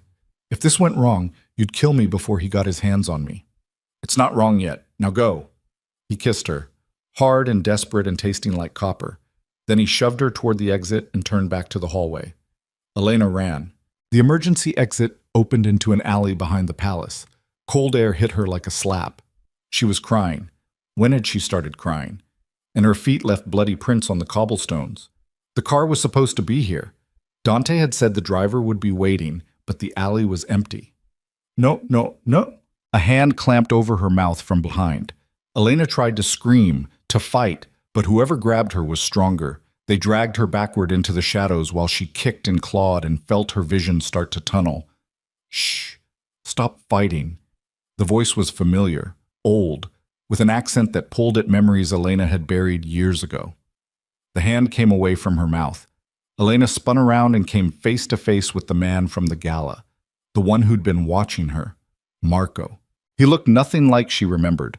Plastic surgery had carved away the uncle who'd lifted her onto his shoulders at family gatherings and replaced him with a stranger. But his eyes were the same, sharp, calculating, cold. "Hello, Piccola." His smile was gentle, almost fond. "It's been a long time." Elena's voice came out strangled. "You did this. All of this. I saved you from your father's stupidity, from Dante's revenge, from a life of being nothing but collateral." Marco stepped closer, his hands raised like he was approaching a spooked animal. "I know you don't understand yet, but you will. Everything I did was to protect you." "You used me as bait." "I used you as a key. There's a difference." He reached for her face. Elena jerked back so hard she hit the wall. "You were never supposed to get hurt, Elena. The marriage was temporary. A way to get close to Dante's operations, learn his weaknesses. Then I'd extract you and we'd disappear together, start over somewhere he'd never find us." "You're insane." "I'm practical." Marco's expression hardened. Your father was going to get you killed with his gambling debts. The people he owed don't forgive, don't negotiate. I stepped in, arranged the marriage, made sure you'd be protected in Dante's house while I dismantled his empire from the inside. Elena's mind reeled. The attack at the villa. Tonight. That was you too. Tonight was improvisation. You weren't supposed to fall apart so publicly. Weren't supposed to draw that much attention. He glanced back toward the palace where gunfire still echoed. But it works. Dante's distracted, his people scattered, and you're here with me. So we go. Now. Before he realizes, I'm not going anywhere with you. Marco's smile faded. Elena, don't be foolish. Dante doesn't care about you. You're a tool to him, nothing more. And what am I to you? Another pawn? Your family. The only family I have left. His voice softened. Your mother was my sister. When she died, I promised I'd look after you, protect you. And I have. Every step. Even when it meant doing terrible things. You got people killed. Dante's brother. Was 15 years ago and not my fault. Marco's voice went sharp, defensive. That warehouse fire was supposed to be empty. I checked 3 times. Someone else put that kid in there to frame me, to start a war. I've spent 15 years running from consequences that weren't mine. So you made them mine instead. I made you safe. Marco grabbed her arm. Not rough, almost pleading. Do you have any idea what Dante would have done to you if I hadn't intervened? He wanted revenge, Elena. Blood for blood. You were supposed to suffer. I turned that into an opportunity, gave you wealth, status, a position nobody could touch. And when the time was right, I'd have pulled you out before he ever hurt you. Elena's head spun. Nothing made sense. Marco's version of events contradicted everything Dante had told her. One of them was lying, maybe both. The flash drive, she said. The financial records. Dante showed me proof you've been stealing from him. He showed you what I wanted him to see. Breadcrumbs. A trail designed to make him think he was figuring it out while missing the real operation. Marco's eyes gleamed. The money I moved was already mine. Profits from legitimate businesses Dante stole when he rebuilt his empire. I've spent 15 years getting back what he took, every euro, with interest. That's the truth, which Dante will never admit because it destroys his narrative. Marco pulled her toward the end of the alley where a black sedan was waiting. We don't have time for this. My people can only hold them off for so long. We need to go. Please, Elena, trust me. She wanted to fight, wanted to scream for Dante, but Marco's grip was firm and her body was shutting down from shock and exhaustion. The adrenaline that had carried her through the ballroom was crashing hard. They were almost to the car when Dante appeared at the other end of the alley. He was alone, covered in blood, limping. But his gun was raised and aimed directly at Marco's head. Let her go. Marco froze. His hand tightened on Elena's arm. You're not going to shoot with her this close. Try me. For a long moment, nobody moved. Elena could feel Marco's pulse through his grip on her arm. Fast, panicked. The calm facade was cracking. This doesn't have to end badly, Marco said. You can have your revenge. I'll confess to everything. Public testimony, names, dates, bank records. But Elena walks away. Clean. No involvement. She's already involved. You made sure of that when you turned her into bait. I turned her into a survivor. Marco's voice rose, desperate. You want to know the truth, Dante? Elena's father didn't just work for me 15 years ago. He helped me steal from you, cook the books, move the money. He knew exactly what he was doing. And when it all fell apart, he made a deal, testified against me to save himself. But the debt never disappeared. It transferred. To her. Elena's knees buckled. Marco held her upright. You're lying, Dante said flatly. I'm not. Giovanni Bellini sold his daughter twice, once to save his own skin 15 years ago by throwing me under, and again 3 months ago when he handed her to you to clear his debts. The only difference is I actually care about her. By using her as a weapon? By giving her a choice. Marco pulled Elena closer. She can stay with you and be collateral forever. Or she can leave with me and have a real life. Freedom, money, protection, everything her father stole from her when he chose himself over family. Dante's gun didn't waver, but something flickered in his expression, doubt. Elena. His voice was quiet, controlled. What do you want? The question broke something inside her. What did she want? A week ago, the answer would have been easy. Escape, freedom, anything but this nightmare. But now she'd seen Dante protect her, fight for her, ask her to be a partner instead of property. He was a monster, a killer, someone who'd forced her into marriage as revenge. But Marco had orchestrated the whole thing, manipulated her father, used her without consent, claimed it was protection while treating her like a chess piece. They were both liars, both users, both dangerous. But only one of them had asked what she wanted. I want the truth, Elena said.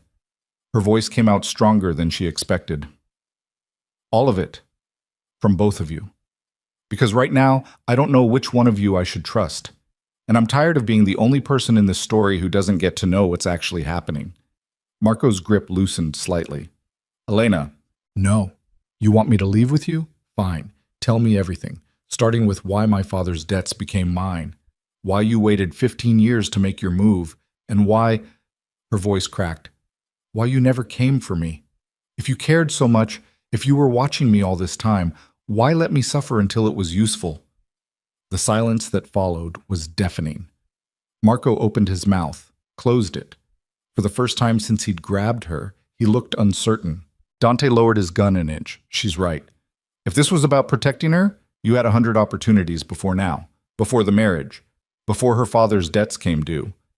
You could have extracted her anytime. Instead, you waited. Why? Because... Marco stopped. His face twisted into something ugly. Because it had to be this way. The marriage was the only leverage strong enough to... He didn't finish. The realization hit Elena like a physical blow. I was never the goal, she whispered. I was the excuse. Marco's silence confirmed it. You needed me married to Dante to access something inside his organization, something only a wife would have clearance to. Elena's mind raced. The villa. You needed me inside the villa. Dante's expression went cold. Dead. The vault. What vault? Elena asked. My father's vault, in the villa basement, contains records, evidence, blackmail material on every major player in Rome going back 30 years.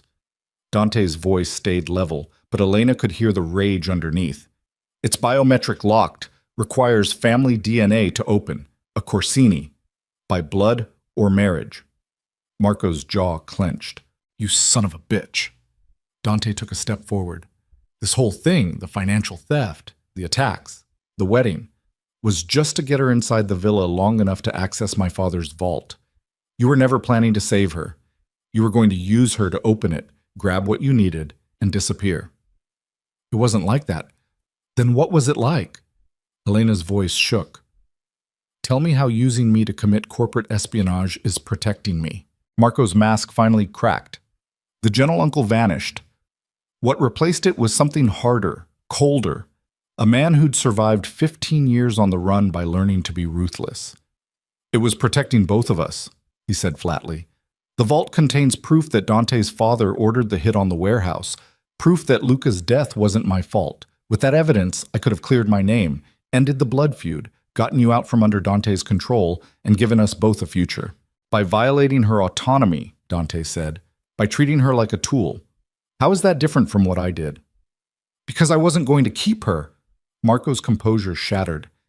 You married her to punish me, to use her as bait and collateral and a living reminder of my sins. I was going to set her free. After you got what you wanted. Yes! After I fixed the mess her father created, Marco was shouting now. Giovanni didn't just testify against me. He falsified evidence. Made it look like I ordered Luca's death when it was Antonio who set the whole thing up. Your father, Dante, the man you've spent 15 years idolizing, he got his own son killed to frame me and start a war that'd eliminate the Santoro family completely. Dante went very still. You're lying. The proof is in the vault. Video surveillance, financial transfers, testimony from the men Antonio hired, all of it. Marco's voice turned desperate. That's why I needed Elena, not to hurt her, to save both of us from the real monster in this story. Elena felt like she was drowning. Every revelation made things worse. Layers of lies and manipulation and revenge stacked so deep she couldn't find solid ground anymore. I don't believe you, Dante said quietly. Then open the vault and see for yourself. But you won't, because deep down, you already know. Marco's eyes gleamed with something like triumph. Why do you think Antonio's murder was never solved? Why the investigation went cold? Because he was killed by the same people he hired to burn the warehouse. They turned on him when the Santoros offered more money, and everyone with power in Rome has spent 15 years covering it up because acknowledging the truth would destroy half the families in the city. Dante's gun wavered. For the first time since Elena had met him, he looked uncertain, lost. Marco pressed his advantage. You want revenge? Fine, but aim it at the right people. The ones who actually destroyed your family, not the girl who's just trying to survive their war.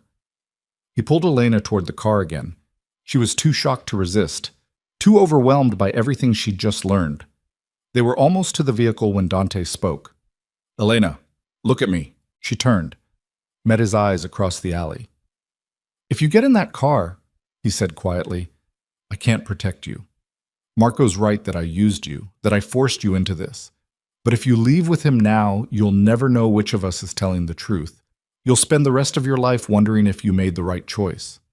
And if I stay, then we open the vault together, see what's actually inside, and decide what happens next based on facts instead of revenge.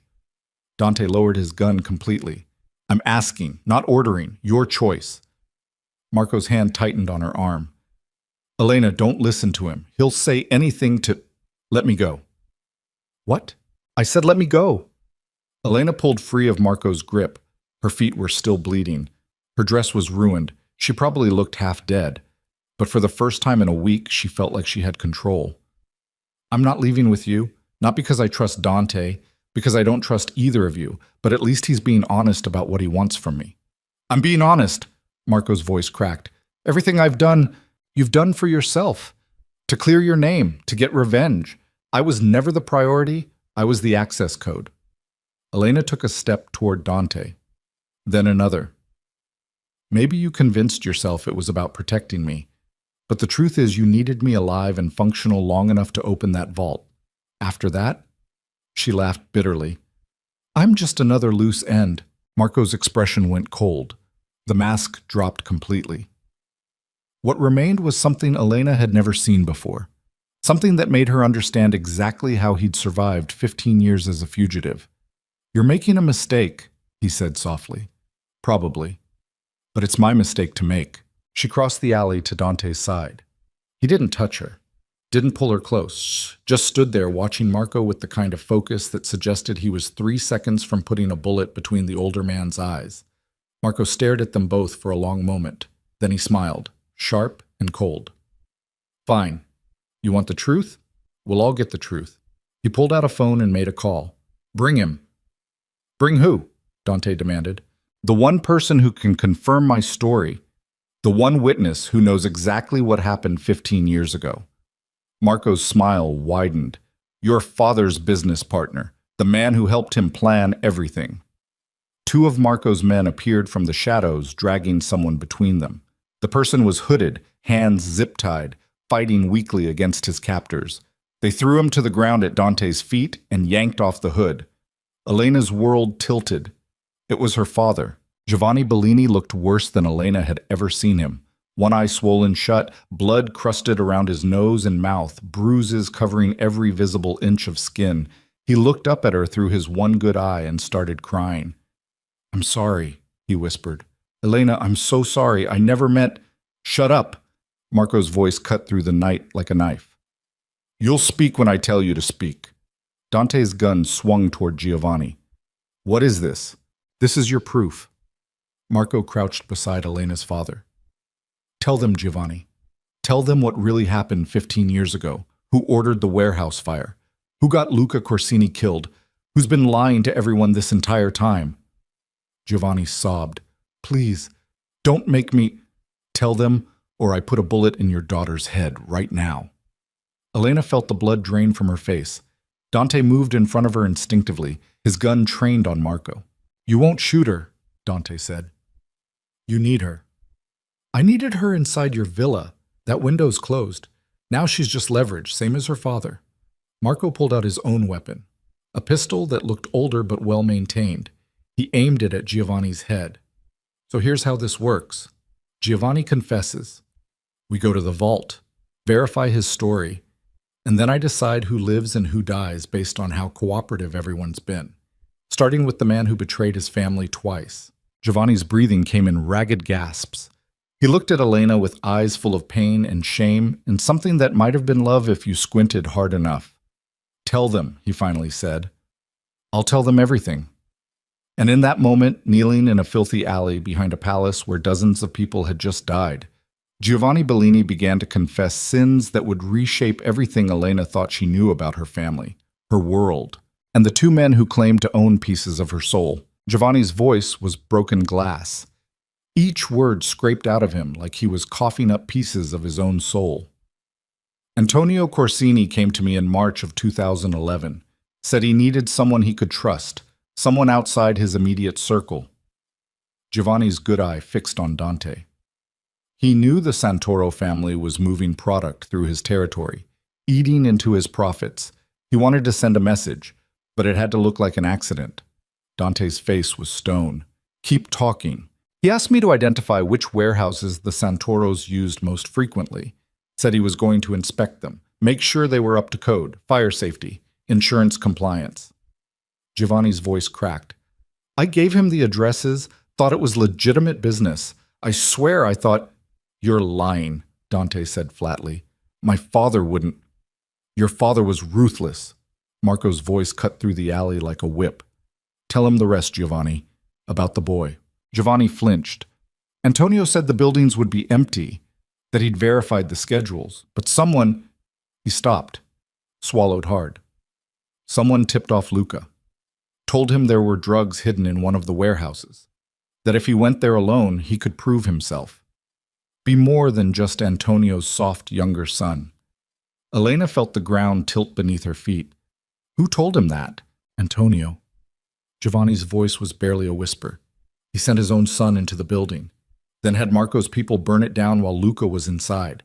Made it look like the Santoros had killed a Corsini heir, started the blood feud that'd justify wiping out Marco's entire family. The silence that followed was absolute.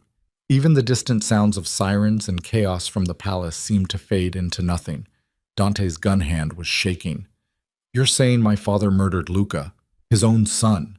Luca was weak, soft-hearted. Antonio said it himself, said the family needed a wolf to lead it, not a lamb. And you? Giovanni looked at Dante with something like pity. You were already the wolf, already hard, already capable of doing what needed to be done. Luca's death made you into the heir Antonio wanted. Stop. Dante's voice was barely audible. Just stop. I can't. You need to hear all of it. Giovanni's breath came in ragged gasps. After the fire, Antonio paid me to testify against Marco, to make it look like the Santoros had acted alone. He promised protection, money, a fresh start for me and my daughter. But he lied. The debts kept coming, the threats. And when I couldn't pay anymore, when I finally went to him for help, he told me the price. What price? Elena's voice sounded distant, not her own. You. Giovanni's eye filled with tears. Antonio was dead by then, killed by the same people he'd hired to burn the warehouse, just like Marco said. But Dante had taken over, and Dante needed collateral to draw Marco out of hiding, needed leverage. So I gave him the one thing Marco still cared about, the one person who could make him surface. Elena's knees gave out. She would have hit the ground if Dante hadn't caught her. His hands were steady, but his whole body was rigid, vibrating with barely controlled rage. You sold me twice, Elena whispered. Once to save yourself from Antonio, and again to save yourself from his debts. I had no choice. Giovanni's voice rose, desperate. They were going to kill me. Kill you. I thought if you married Dante, at least you'd be protected. Safe inside the villa where nobody could touch you. I didn't know Marco was planning. I didn't know any of this would... You knew enough. Dante's voice was ice. He released Elena and took a step toward her father. You knew you were trading her life for yours, twice, and you did it anyway. I'm her father. I was trying to... To what? Protect her? By handing her to the son of the man who destroyed your life? By turning her into bait for a blood feud she had nothing to do with? Dante raised his gun. You're not a father, you're a coward, and cowards don't deserve mercy. Wait! Marco's voice stopped Dante mid-motion. He's not done. Tell them about the vault, Giovanni. About what Antonio really kept in there. Giovanni's face went gray. I can't. If I tell you that, they'll kill me. Everyone will kill me. You're already dead. The only question is how painful it'll be. Marco pressed his gun against Giovanni's temple. Talk. The vault contains records of every crime family operation in Rome for 30 years. Names, transactions, murders, blackmail material on politicians, police chiefs, judges. Antonio collected it all, used it to control everyone. Giovanni's words came faster now, frantic. When he died, Dante inherited it, but Dante doesn't know what's actually in there. Doesn't know his father wasn't just a crime boss. He was a puppet master, controlled half the government. And the people Antonio blackmailed? They want those records destroyed. That's why they've been trying to kill Dante for years. Not for revenge, for insurance. Dante's expression was unreadable. You're saying my entire organization is built on my father's blackmail network. Your entire empire, the construction contracts, the political connections, the immunity from prosecution, all of it traces back to Antonio's vault. And if those records ever go public, Giovanni looked at Marco. Tell him what happens if the vault opens. Marco smiled grimly. If that vault opens, half of Rome's elite go to prison. The other half go to war to prevent it. Either way, the city burns, and everyone with any connection to the Corsini family becomes a target. Including Elena, Dante said quietly. Especially Elena, because she's your wife, which means legally she has access to those records, can testify about their contents, can't be silenced without raising questions. Marco's eyes gleamed. That's why I needed her inside the villa, not to steal the records, to destroy them. Wipe the vault clean and eliminate the threat to both our families before someone else makes a move. Elena's head spun. You were going to make me destroy evidence. Obstruction of justice. That would have made me complicit in saving your own life. Yes. Marco lowered his gun from Giovanni's head. I wasn't trying to hurt you, Elena. I was trying to give you a future where you weren't hunted by every powerful person in Italy. But your father... His voice turned vicious. Your father told Antonio's people about my plan, sold me out a third time. And that's why they attacked the villa, why they attacked the gala. They're trying to kill everyone with knowledge of the vault before we can expose them. Dante looked at Elena, really looked at her, and in his eyes she saw something that made her chest tighten. He's telling the truth, Dante said. About the vault. About my father. About all of it. How do you know? Because my father's business partner came to me 6 months ago, offered to buy the villa, offered twice what it's worth. When I refused, he offered 3 times, 4 times, got increasingly desperate. Dante's jaw clenched. I thought he wanted the property, but he wanted the vault, wanted to destroy whatever Antonio had on him before it surfaced. So what do we do?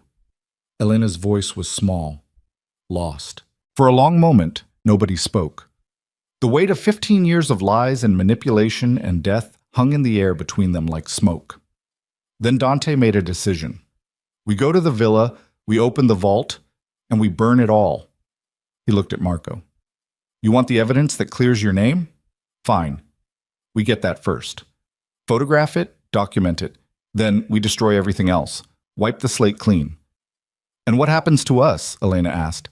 I don't know, but at least we'll be free of Antonio's shadow. Dante held out his hand to her. Last chance. You can walk away right now. Disappear. I'll give you money, documents, everything you need to start over somewhere he can't find you. Or you can see this through to the end. Elena stared at his outstretched hand. Bloodied, scarred. Belonging to a man who'd forced her into marriage and used her as bait and lied to her about almost everything. But also belonging to the only person who'd ever asked her what she wanted. She took it. Together, she said. We finish this together. Dante's fingers closed around hers, warm, solid, real. Marco watched them with an expression Elena couldn't read. Then he nodded slowly. Fine. We go together, but the moment we're done, the moment that vault is empty, we're done. No more blood feud. No more revenge. We walk away from each other and never look back. Agreed. Dante turned to Giovanni. You're coming too. If you lied about anything, if this is another setup, I'll kill you myself. Giovanni nodded weakly. He looked like he'd aged 20 years in the last 20 minutes. They took Marco's car. Dante drove with Elena in the passenger seat.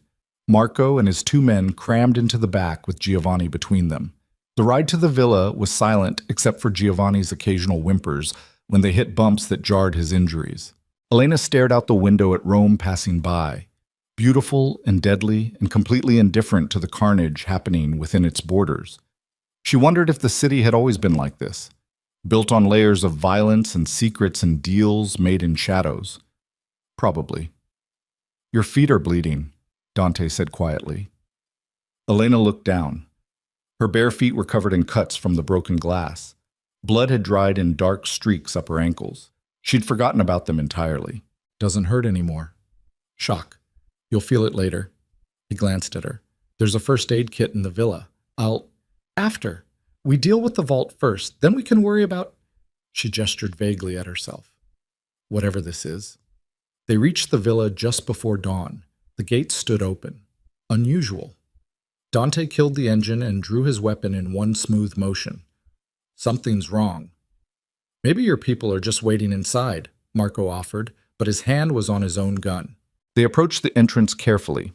The front doors were intact. No obvious signs of forced entry. But when Dante pushed them open, Elena saw the problem immediately.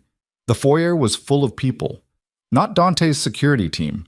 Well-dressed men and women in expensive suits standing in a loose circle around someone sitting in one of the formal chairs like it was a throne. The silver-haired man from the dinner party. The one who'd threatened Elena. He smiled when he saw them enter. Ah, the happy couple. And Marco Santoro, what a reunion. Dante's gun came up. Marchetti, what are you doing in my house? Preventing a disaster. Antonio Marchetti stood slowly. He was older than Elena had realized, 70, maybe 75. But he moved with the careful grace of someone who'd survived decades in a world that killed careless people. You were going to open Antonio's vault. Can't let that happen. The vault is mine. This villa is mine. Get out before I put you out. With what? The security team I had arrested an hour ago on fabricated weapons charges?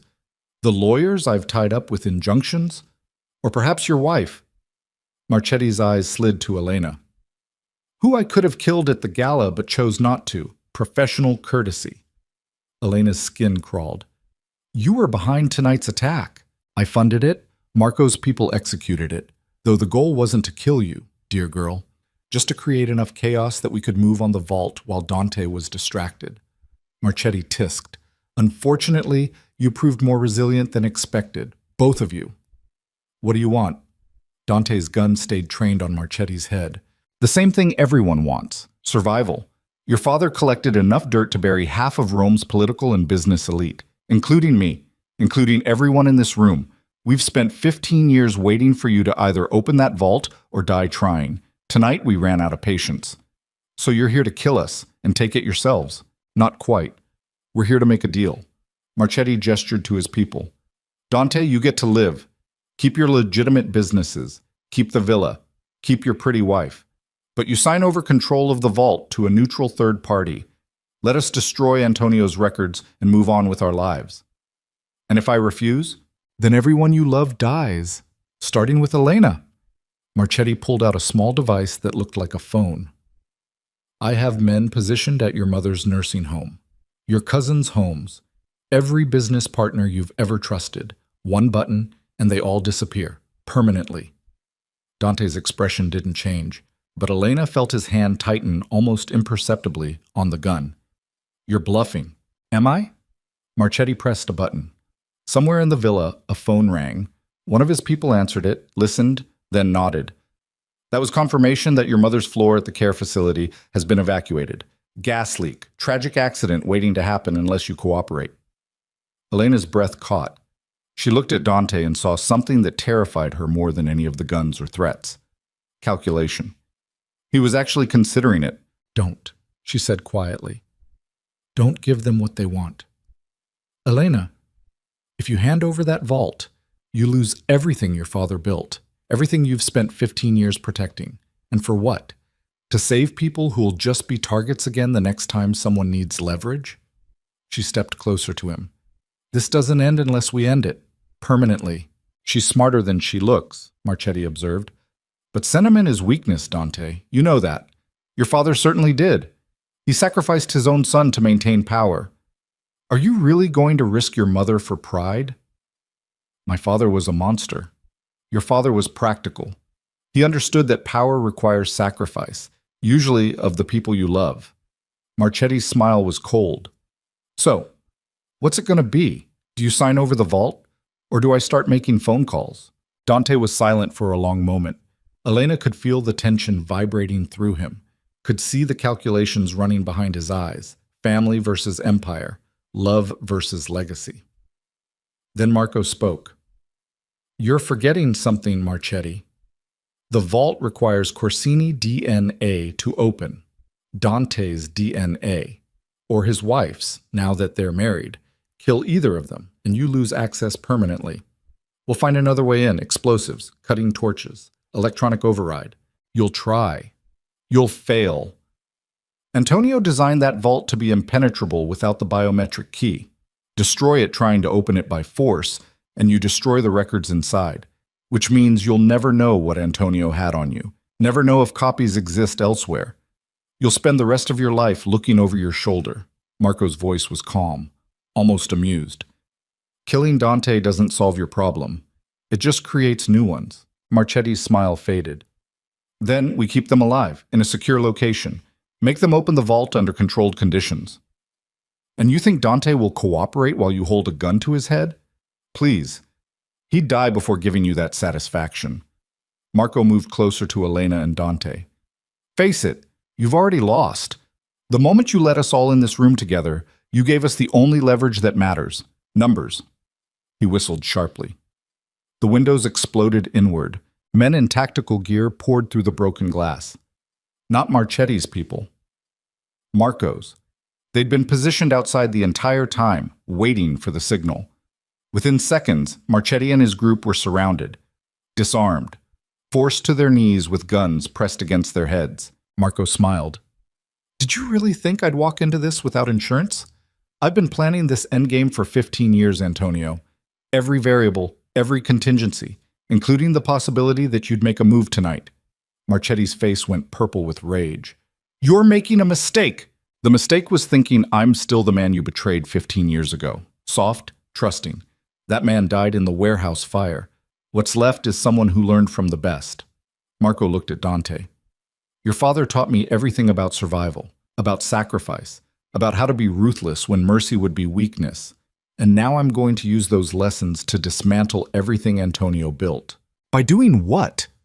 Dante's gun was still raised, but his attention was split now, watching both Marco and Marchetti. By opening the vault, photographing every document, and releasing them all, publicly, every crime, every deal, every piece of blackmail Antonio collected. Marco's eyes gleamed. I'll destroy half of Rome's elite, burn down the system he created, and in the chaos that follows, I'll rebuild something better. Something that doesn't require sacrificing children to maintain power. You'll start a war, Elena said. I'll start justice. There's a difference. Justice that gets innocent people killed in the crossfire? Better than the slow death of living under Antonio's shadow for another 15 years. Marco turned to his men. Take Marchetti and his people to the holding facility.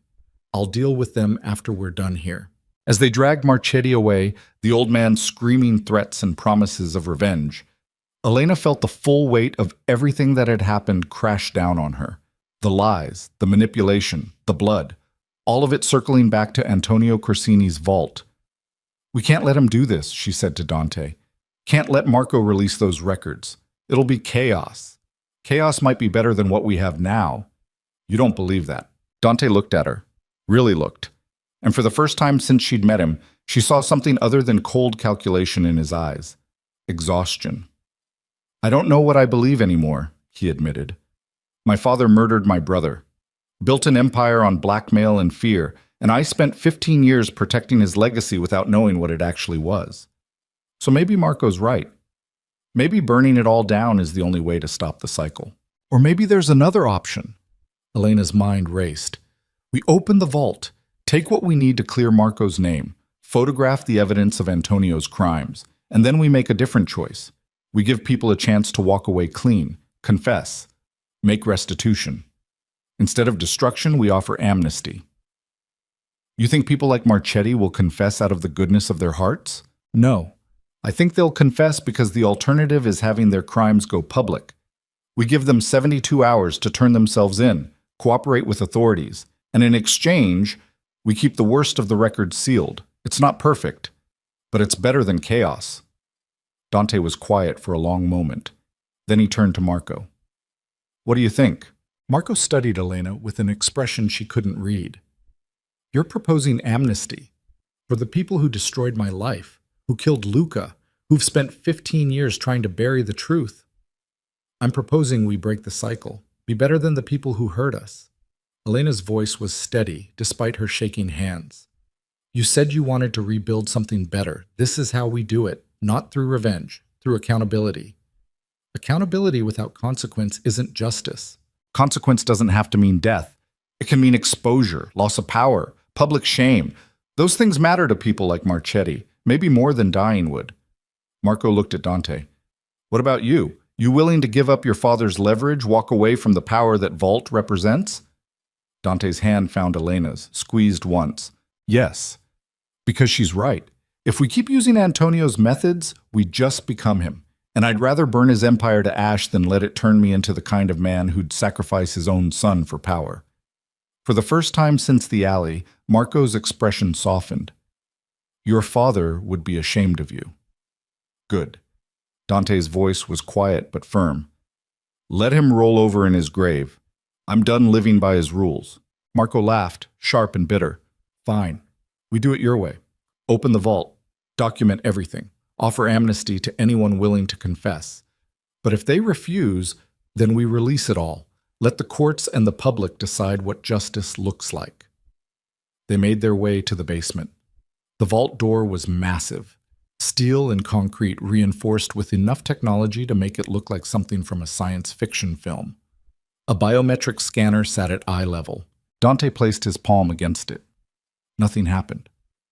It requires two, Marco said. Antonio designed it that way. 2 members of the family. Checks and balances. Dante looked at Elena. Your family now, for better or worse. She stepped forward and pressed her palm against the scanner beside his. There was a hum of machinery, a click that sounded too loud in the quiet basement, and then the vault door began to swing open. The space inside was smaller than Elena expected, maybe 20 feet square, but every wall was lined with filing cabinets and banker's boxes. Decades of secrets packed into climate-controlled darkness. Marco moved to one of the cabinets and pulled out a folder. Inside were photographs, documents, testimony transcripts. He spread them across a table that sat in the center of the vault. Here, warehouse schematics showing Antonio's people installed faulty wiring, financial transfers showing payment to the arson crew.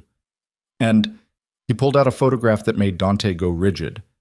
Security footage stills showing Antonio meeting with Luca the day before the fire, telling him about the supposed drugs in the warehouse. Dante stared at the image of his father and brother, at Luca's trusting expression, at Antonio's cold, calculating eyes. He really did it, Dante whispered. Murdered his own son. And framed me for it. Used the blood feud to eliminate the Santoros and consolidate power.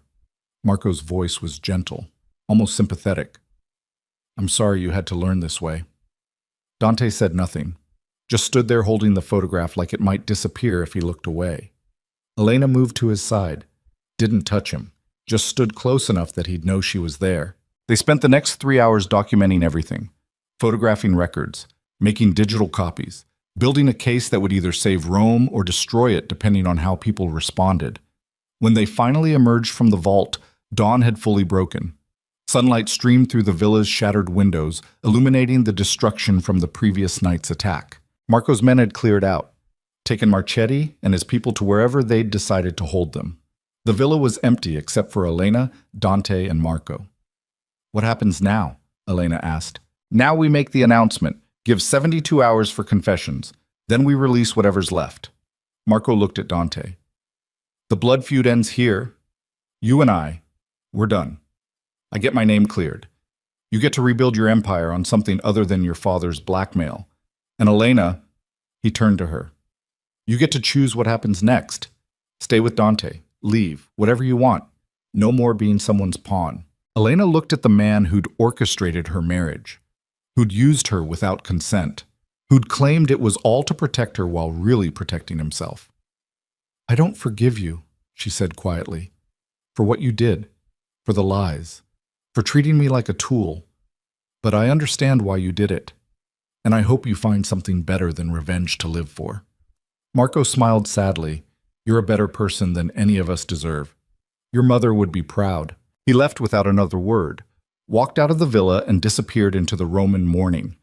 Elena and Dante stood in the ruined foyer, surrounded by broken glass and bloodstains and the ghosts of 15 years' worth of lies. So, Dante said finally, what do you want to do? The question was so simple, so impossible. What did she want? A week ago, the answer would have been escape, freedom, anything to get away from the nightmare her life had become. But now she'd seen Dante bleed, seen him question everything he'd been raised to believe, seen him choose accountability over power. And somewhere in all that carnage and revelation, something had shifted. He wasn't the monster from the cathedral anymore. He was just a man trying to survive his father's legacy. Same as her. I want to see what happens next, she said. The amnesty program, the confessions.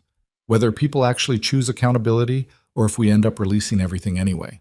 And after, when all of this is over? Elena turned to face him fully, took in his exhausted expression, the cuts and bruises, the way he held himself like he was barely staying upright. I don't know, ask me again when we're not covered in blood and running on fumes. Dante's mouth twitched, almost a smile. Fair enough. They spent the next 3 days in a haze of activity. Lawyers, press releases, carefully worded statements offering amnesty in exchange for confession. The response was immediate and overwhelming. Half of Rome's elite scrambled to get ahead of the scandal. Confessions flooded in. Resignations, plea bargains, people falling over themselves to cooperate before the records went public. Marchetti was among the first. Confessed to 15 counts of conspiracy, 3 murders, and enough corruption to put him away for life. His empire collapsed within 48 hours. By the end of the 72-hour window, 70% of the people in Antonio's records had come forward. The remaining 30% went public as promised. The scandal was massive. International news. Rome's government nearly collapsed under the weight of it. But it didn't turn into the war Marco had predicted. It turned into something else, something almost like justice. Elena watched it all from the villa. Dante's lawyers had gotten their marriage annulled on grounds of coercion. Legally, she was free, could walk away whenever she wanted, but she stayed. Not because she had to, because she wanted to see it through. 4 months after the vault opened, Dante found her in the solarium. She'd been using it as a studio, painting again for the first time in years. The canvas in front of her showed the cathedral where they'd been married, but different, softer, with light pouring through the stained glass instead of shadows. That's beautiful, he said. Elena didn't turn around. It's therapy, trying to reclaim the memory. Is it working? Sometimes. Other days I still want to burn the whole building down. Dante moved closer, close enough that she could feel his presence beside her. I talked to my lawyers today. The annulment is final. You're officially Elena Bellini again, free of any connection to the Corsini family. Congratulations, you're single. So are you. They stood in silence for a moment. The air between them felt charged, heavy with possibility. I've been thinking, Dante said finally, about what happens next. With the empire, the businesses, the legacy I'm supposed to protect. And I think I'm done protecting it. I'm selling most of it off, keeping only the legitimate operations, using the money to fund the kind of amnesty program we started, help people escape cycles of violence and crime. He paused. It's what Luca would have wanted, if he'd lived to build something instead of being destroyed by our father's ambition. Elena set down her brush, turned to face him. That's good. Really good. I wanted you to know, in case it matters. Dante's eyes searched hers. In case you were staying because you thought I was still the same man from the cathedral. Are you? No, I don't think so. You changed me. This whole thing changed me. He took a breath. I've spent 15 years being angry, using rage as fuel, and it nearly destroyed me, turned me into my father. But you showed me there was another way, that I could choose accountability over vengeance, mercy over cruelty. I didn't do anything. You fought back, refused to disappear, made me see you as a person instead of property. That was everything. Dante's voice dropped to barely above a whisper. I know I don't deserve it. No, I have no right to ask. But I need you to know that if you decide to stay, not as my wife, not as anything you don't want to be, I would count it as the greatest gift of my life. Elena's throat tightened. What are you saying? I'm saying I love you, have for weeks. Maybe since you challenged me at that dinner party and refused to be what I wanted you to be. He laughed softly. I'm saying that you're the strongest person I've ever met. And if you'll let me, I'd like to spend whatever time you'll give me trying to become someone worthy of that strength. The words hung in the air between them, raw, honest, terrifying. Elena had spent her entire life being used by people who claimed to love her. Her father, Marco, even Dante in the beginning. And part of her, the smart, self-protective part, wanted to run, to get as far from Rome and the Corsini legacy as possible. But another part, the part that had learned to fight back, to demand better, wanted something different, wanted to see what they could build together, not from force or manipulation or revenge, but from choice. I don't know if I love you, she said honestly. I don't know if I'm capable of loving the person who forced me into marriage, who used me as bait, who represents everything that destroyed my life. Dante nodded, accepting. I understand. But, Elena took a breath, I think I could learn. If you gave me time, if you proved that the man standing here right now is real, not just another mask you're wearing until you get what you want. How do I prove it? By letting me decide, every day, whether to stay or go. No pressure, no manipulation, just, she gestured between them. Just two people trying to figure out what comes after the nightmare ends. Dante was quiet for a long moment. Then he held out his hand. Partners? Elena looked at his outstretched palm, remembered the first time he'd offered it, in his office, when they'd agreed to destroy Marco together. How much had changed since then? She took it. Partners. His fingers closed around hers, warm, careful, like he was holding something precious that might break if he gripped too hard. They stood there in the solarium surrounded by light and paint and the possibility of something neither of them had expected to find in the ruins of their forced union. Healing. 6 months later, Elena had her first gallery show, a small exhibition in a prestigious space near the Pantheon. The collection was called Fractured Light and consisted entirely of paintings exploring the cathedral where her nightmare had begun. Each one showed the building from a different angle, different time of day, different emotional truth. The final piece, the largest, showed the interior of the cathedral at sunset, light streaming through stained glass, illuminating the darkness instead of running from it, and in the shadows, barely visible unless you looked closely, two figures standing side by side. Not together, not yet, but close enough that their silhouettes touched.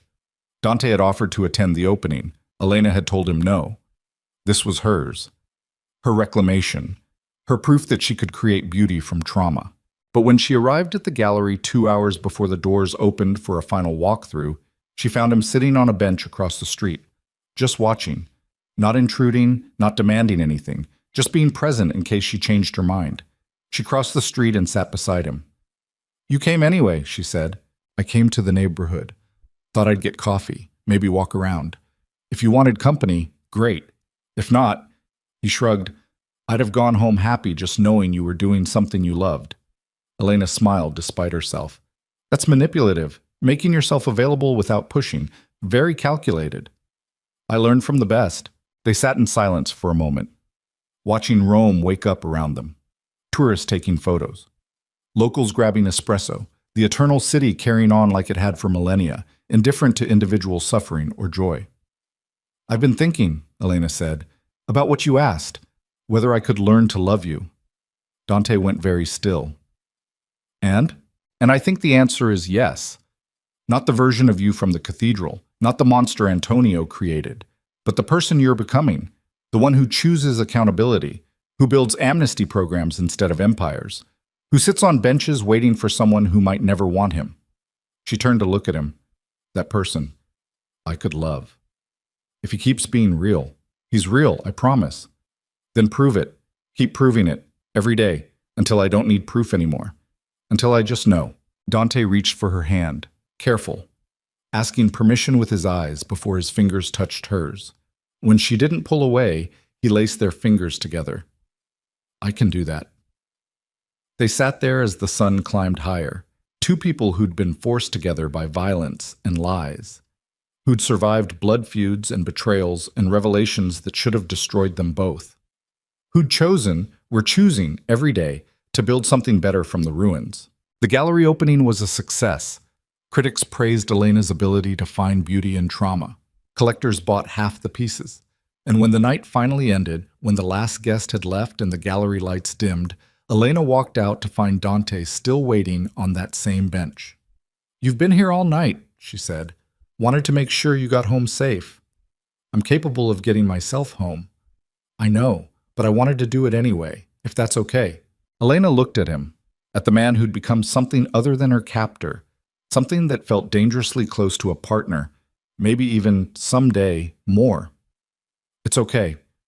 But next time, come inside. Be part of it instead of watching from outside." Dante's expression shifted, hope flickering across his face like sunlight through stained glass. "Next time? There'll be more shows, more paintings, more pieces of me trying to make sense of what happened. And if you're going to be around," she squeezed his hand, "you should be around, really around, not lurking on benches like some gothic romantic hero." "I don't know how to be anything except what I was trained to be." "Then learn. We'll figure it out together." They walked home through Rome's ancient streets, past the Colosseum, past fountains that had witnessed centuries of violence and beauty and everything in between, past the cathedral where their story had begun in darkness. The villa stood on its hill overlooking the city, repaired now. Windows replaced. Bullet holes patched.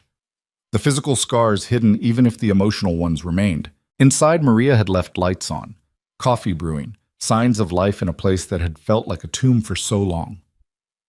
Elena paused in the foyer, the same spot where she'd stood on her wedding night feeling her old life die. But now it felt different, like a beginning instead of an ending. "I'm not moving back in," she said. "I have my own place, my own life. I need that independence." "I understand. But I'll visit, if you want me to. I want you to. And maybe, eventually, we can figure out what this is, what we are, without the weight of forced marriage or revenge or any of the other nightmares we've survived." Dante nodded. "I'd like that, more than anything." Elena stood on her toes and kissed his cheek, soft, chaste, the kind of kiss that promised potential without demanding anything.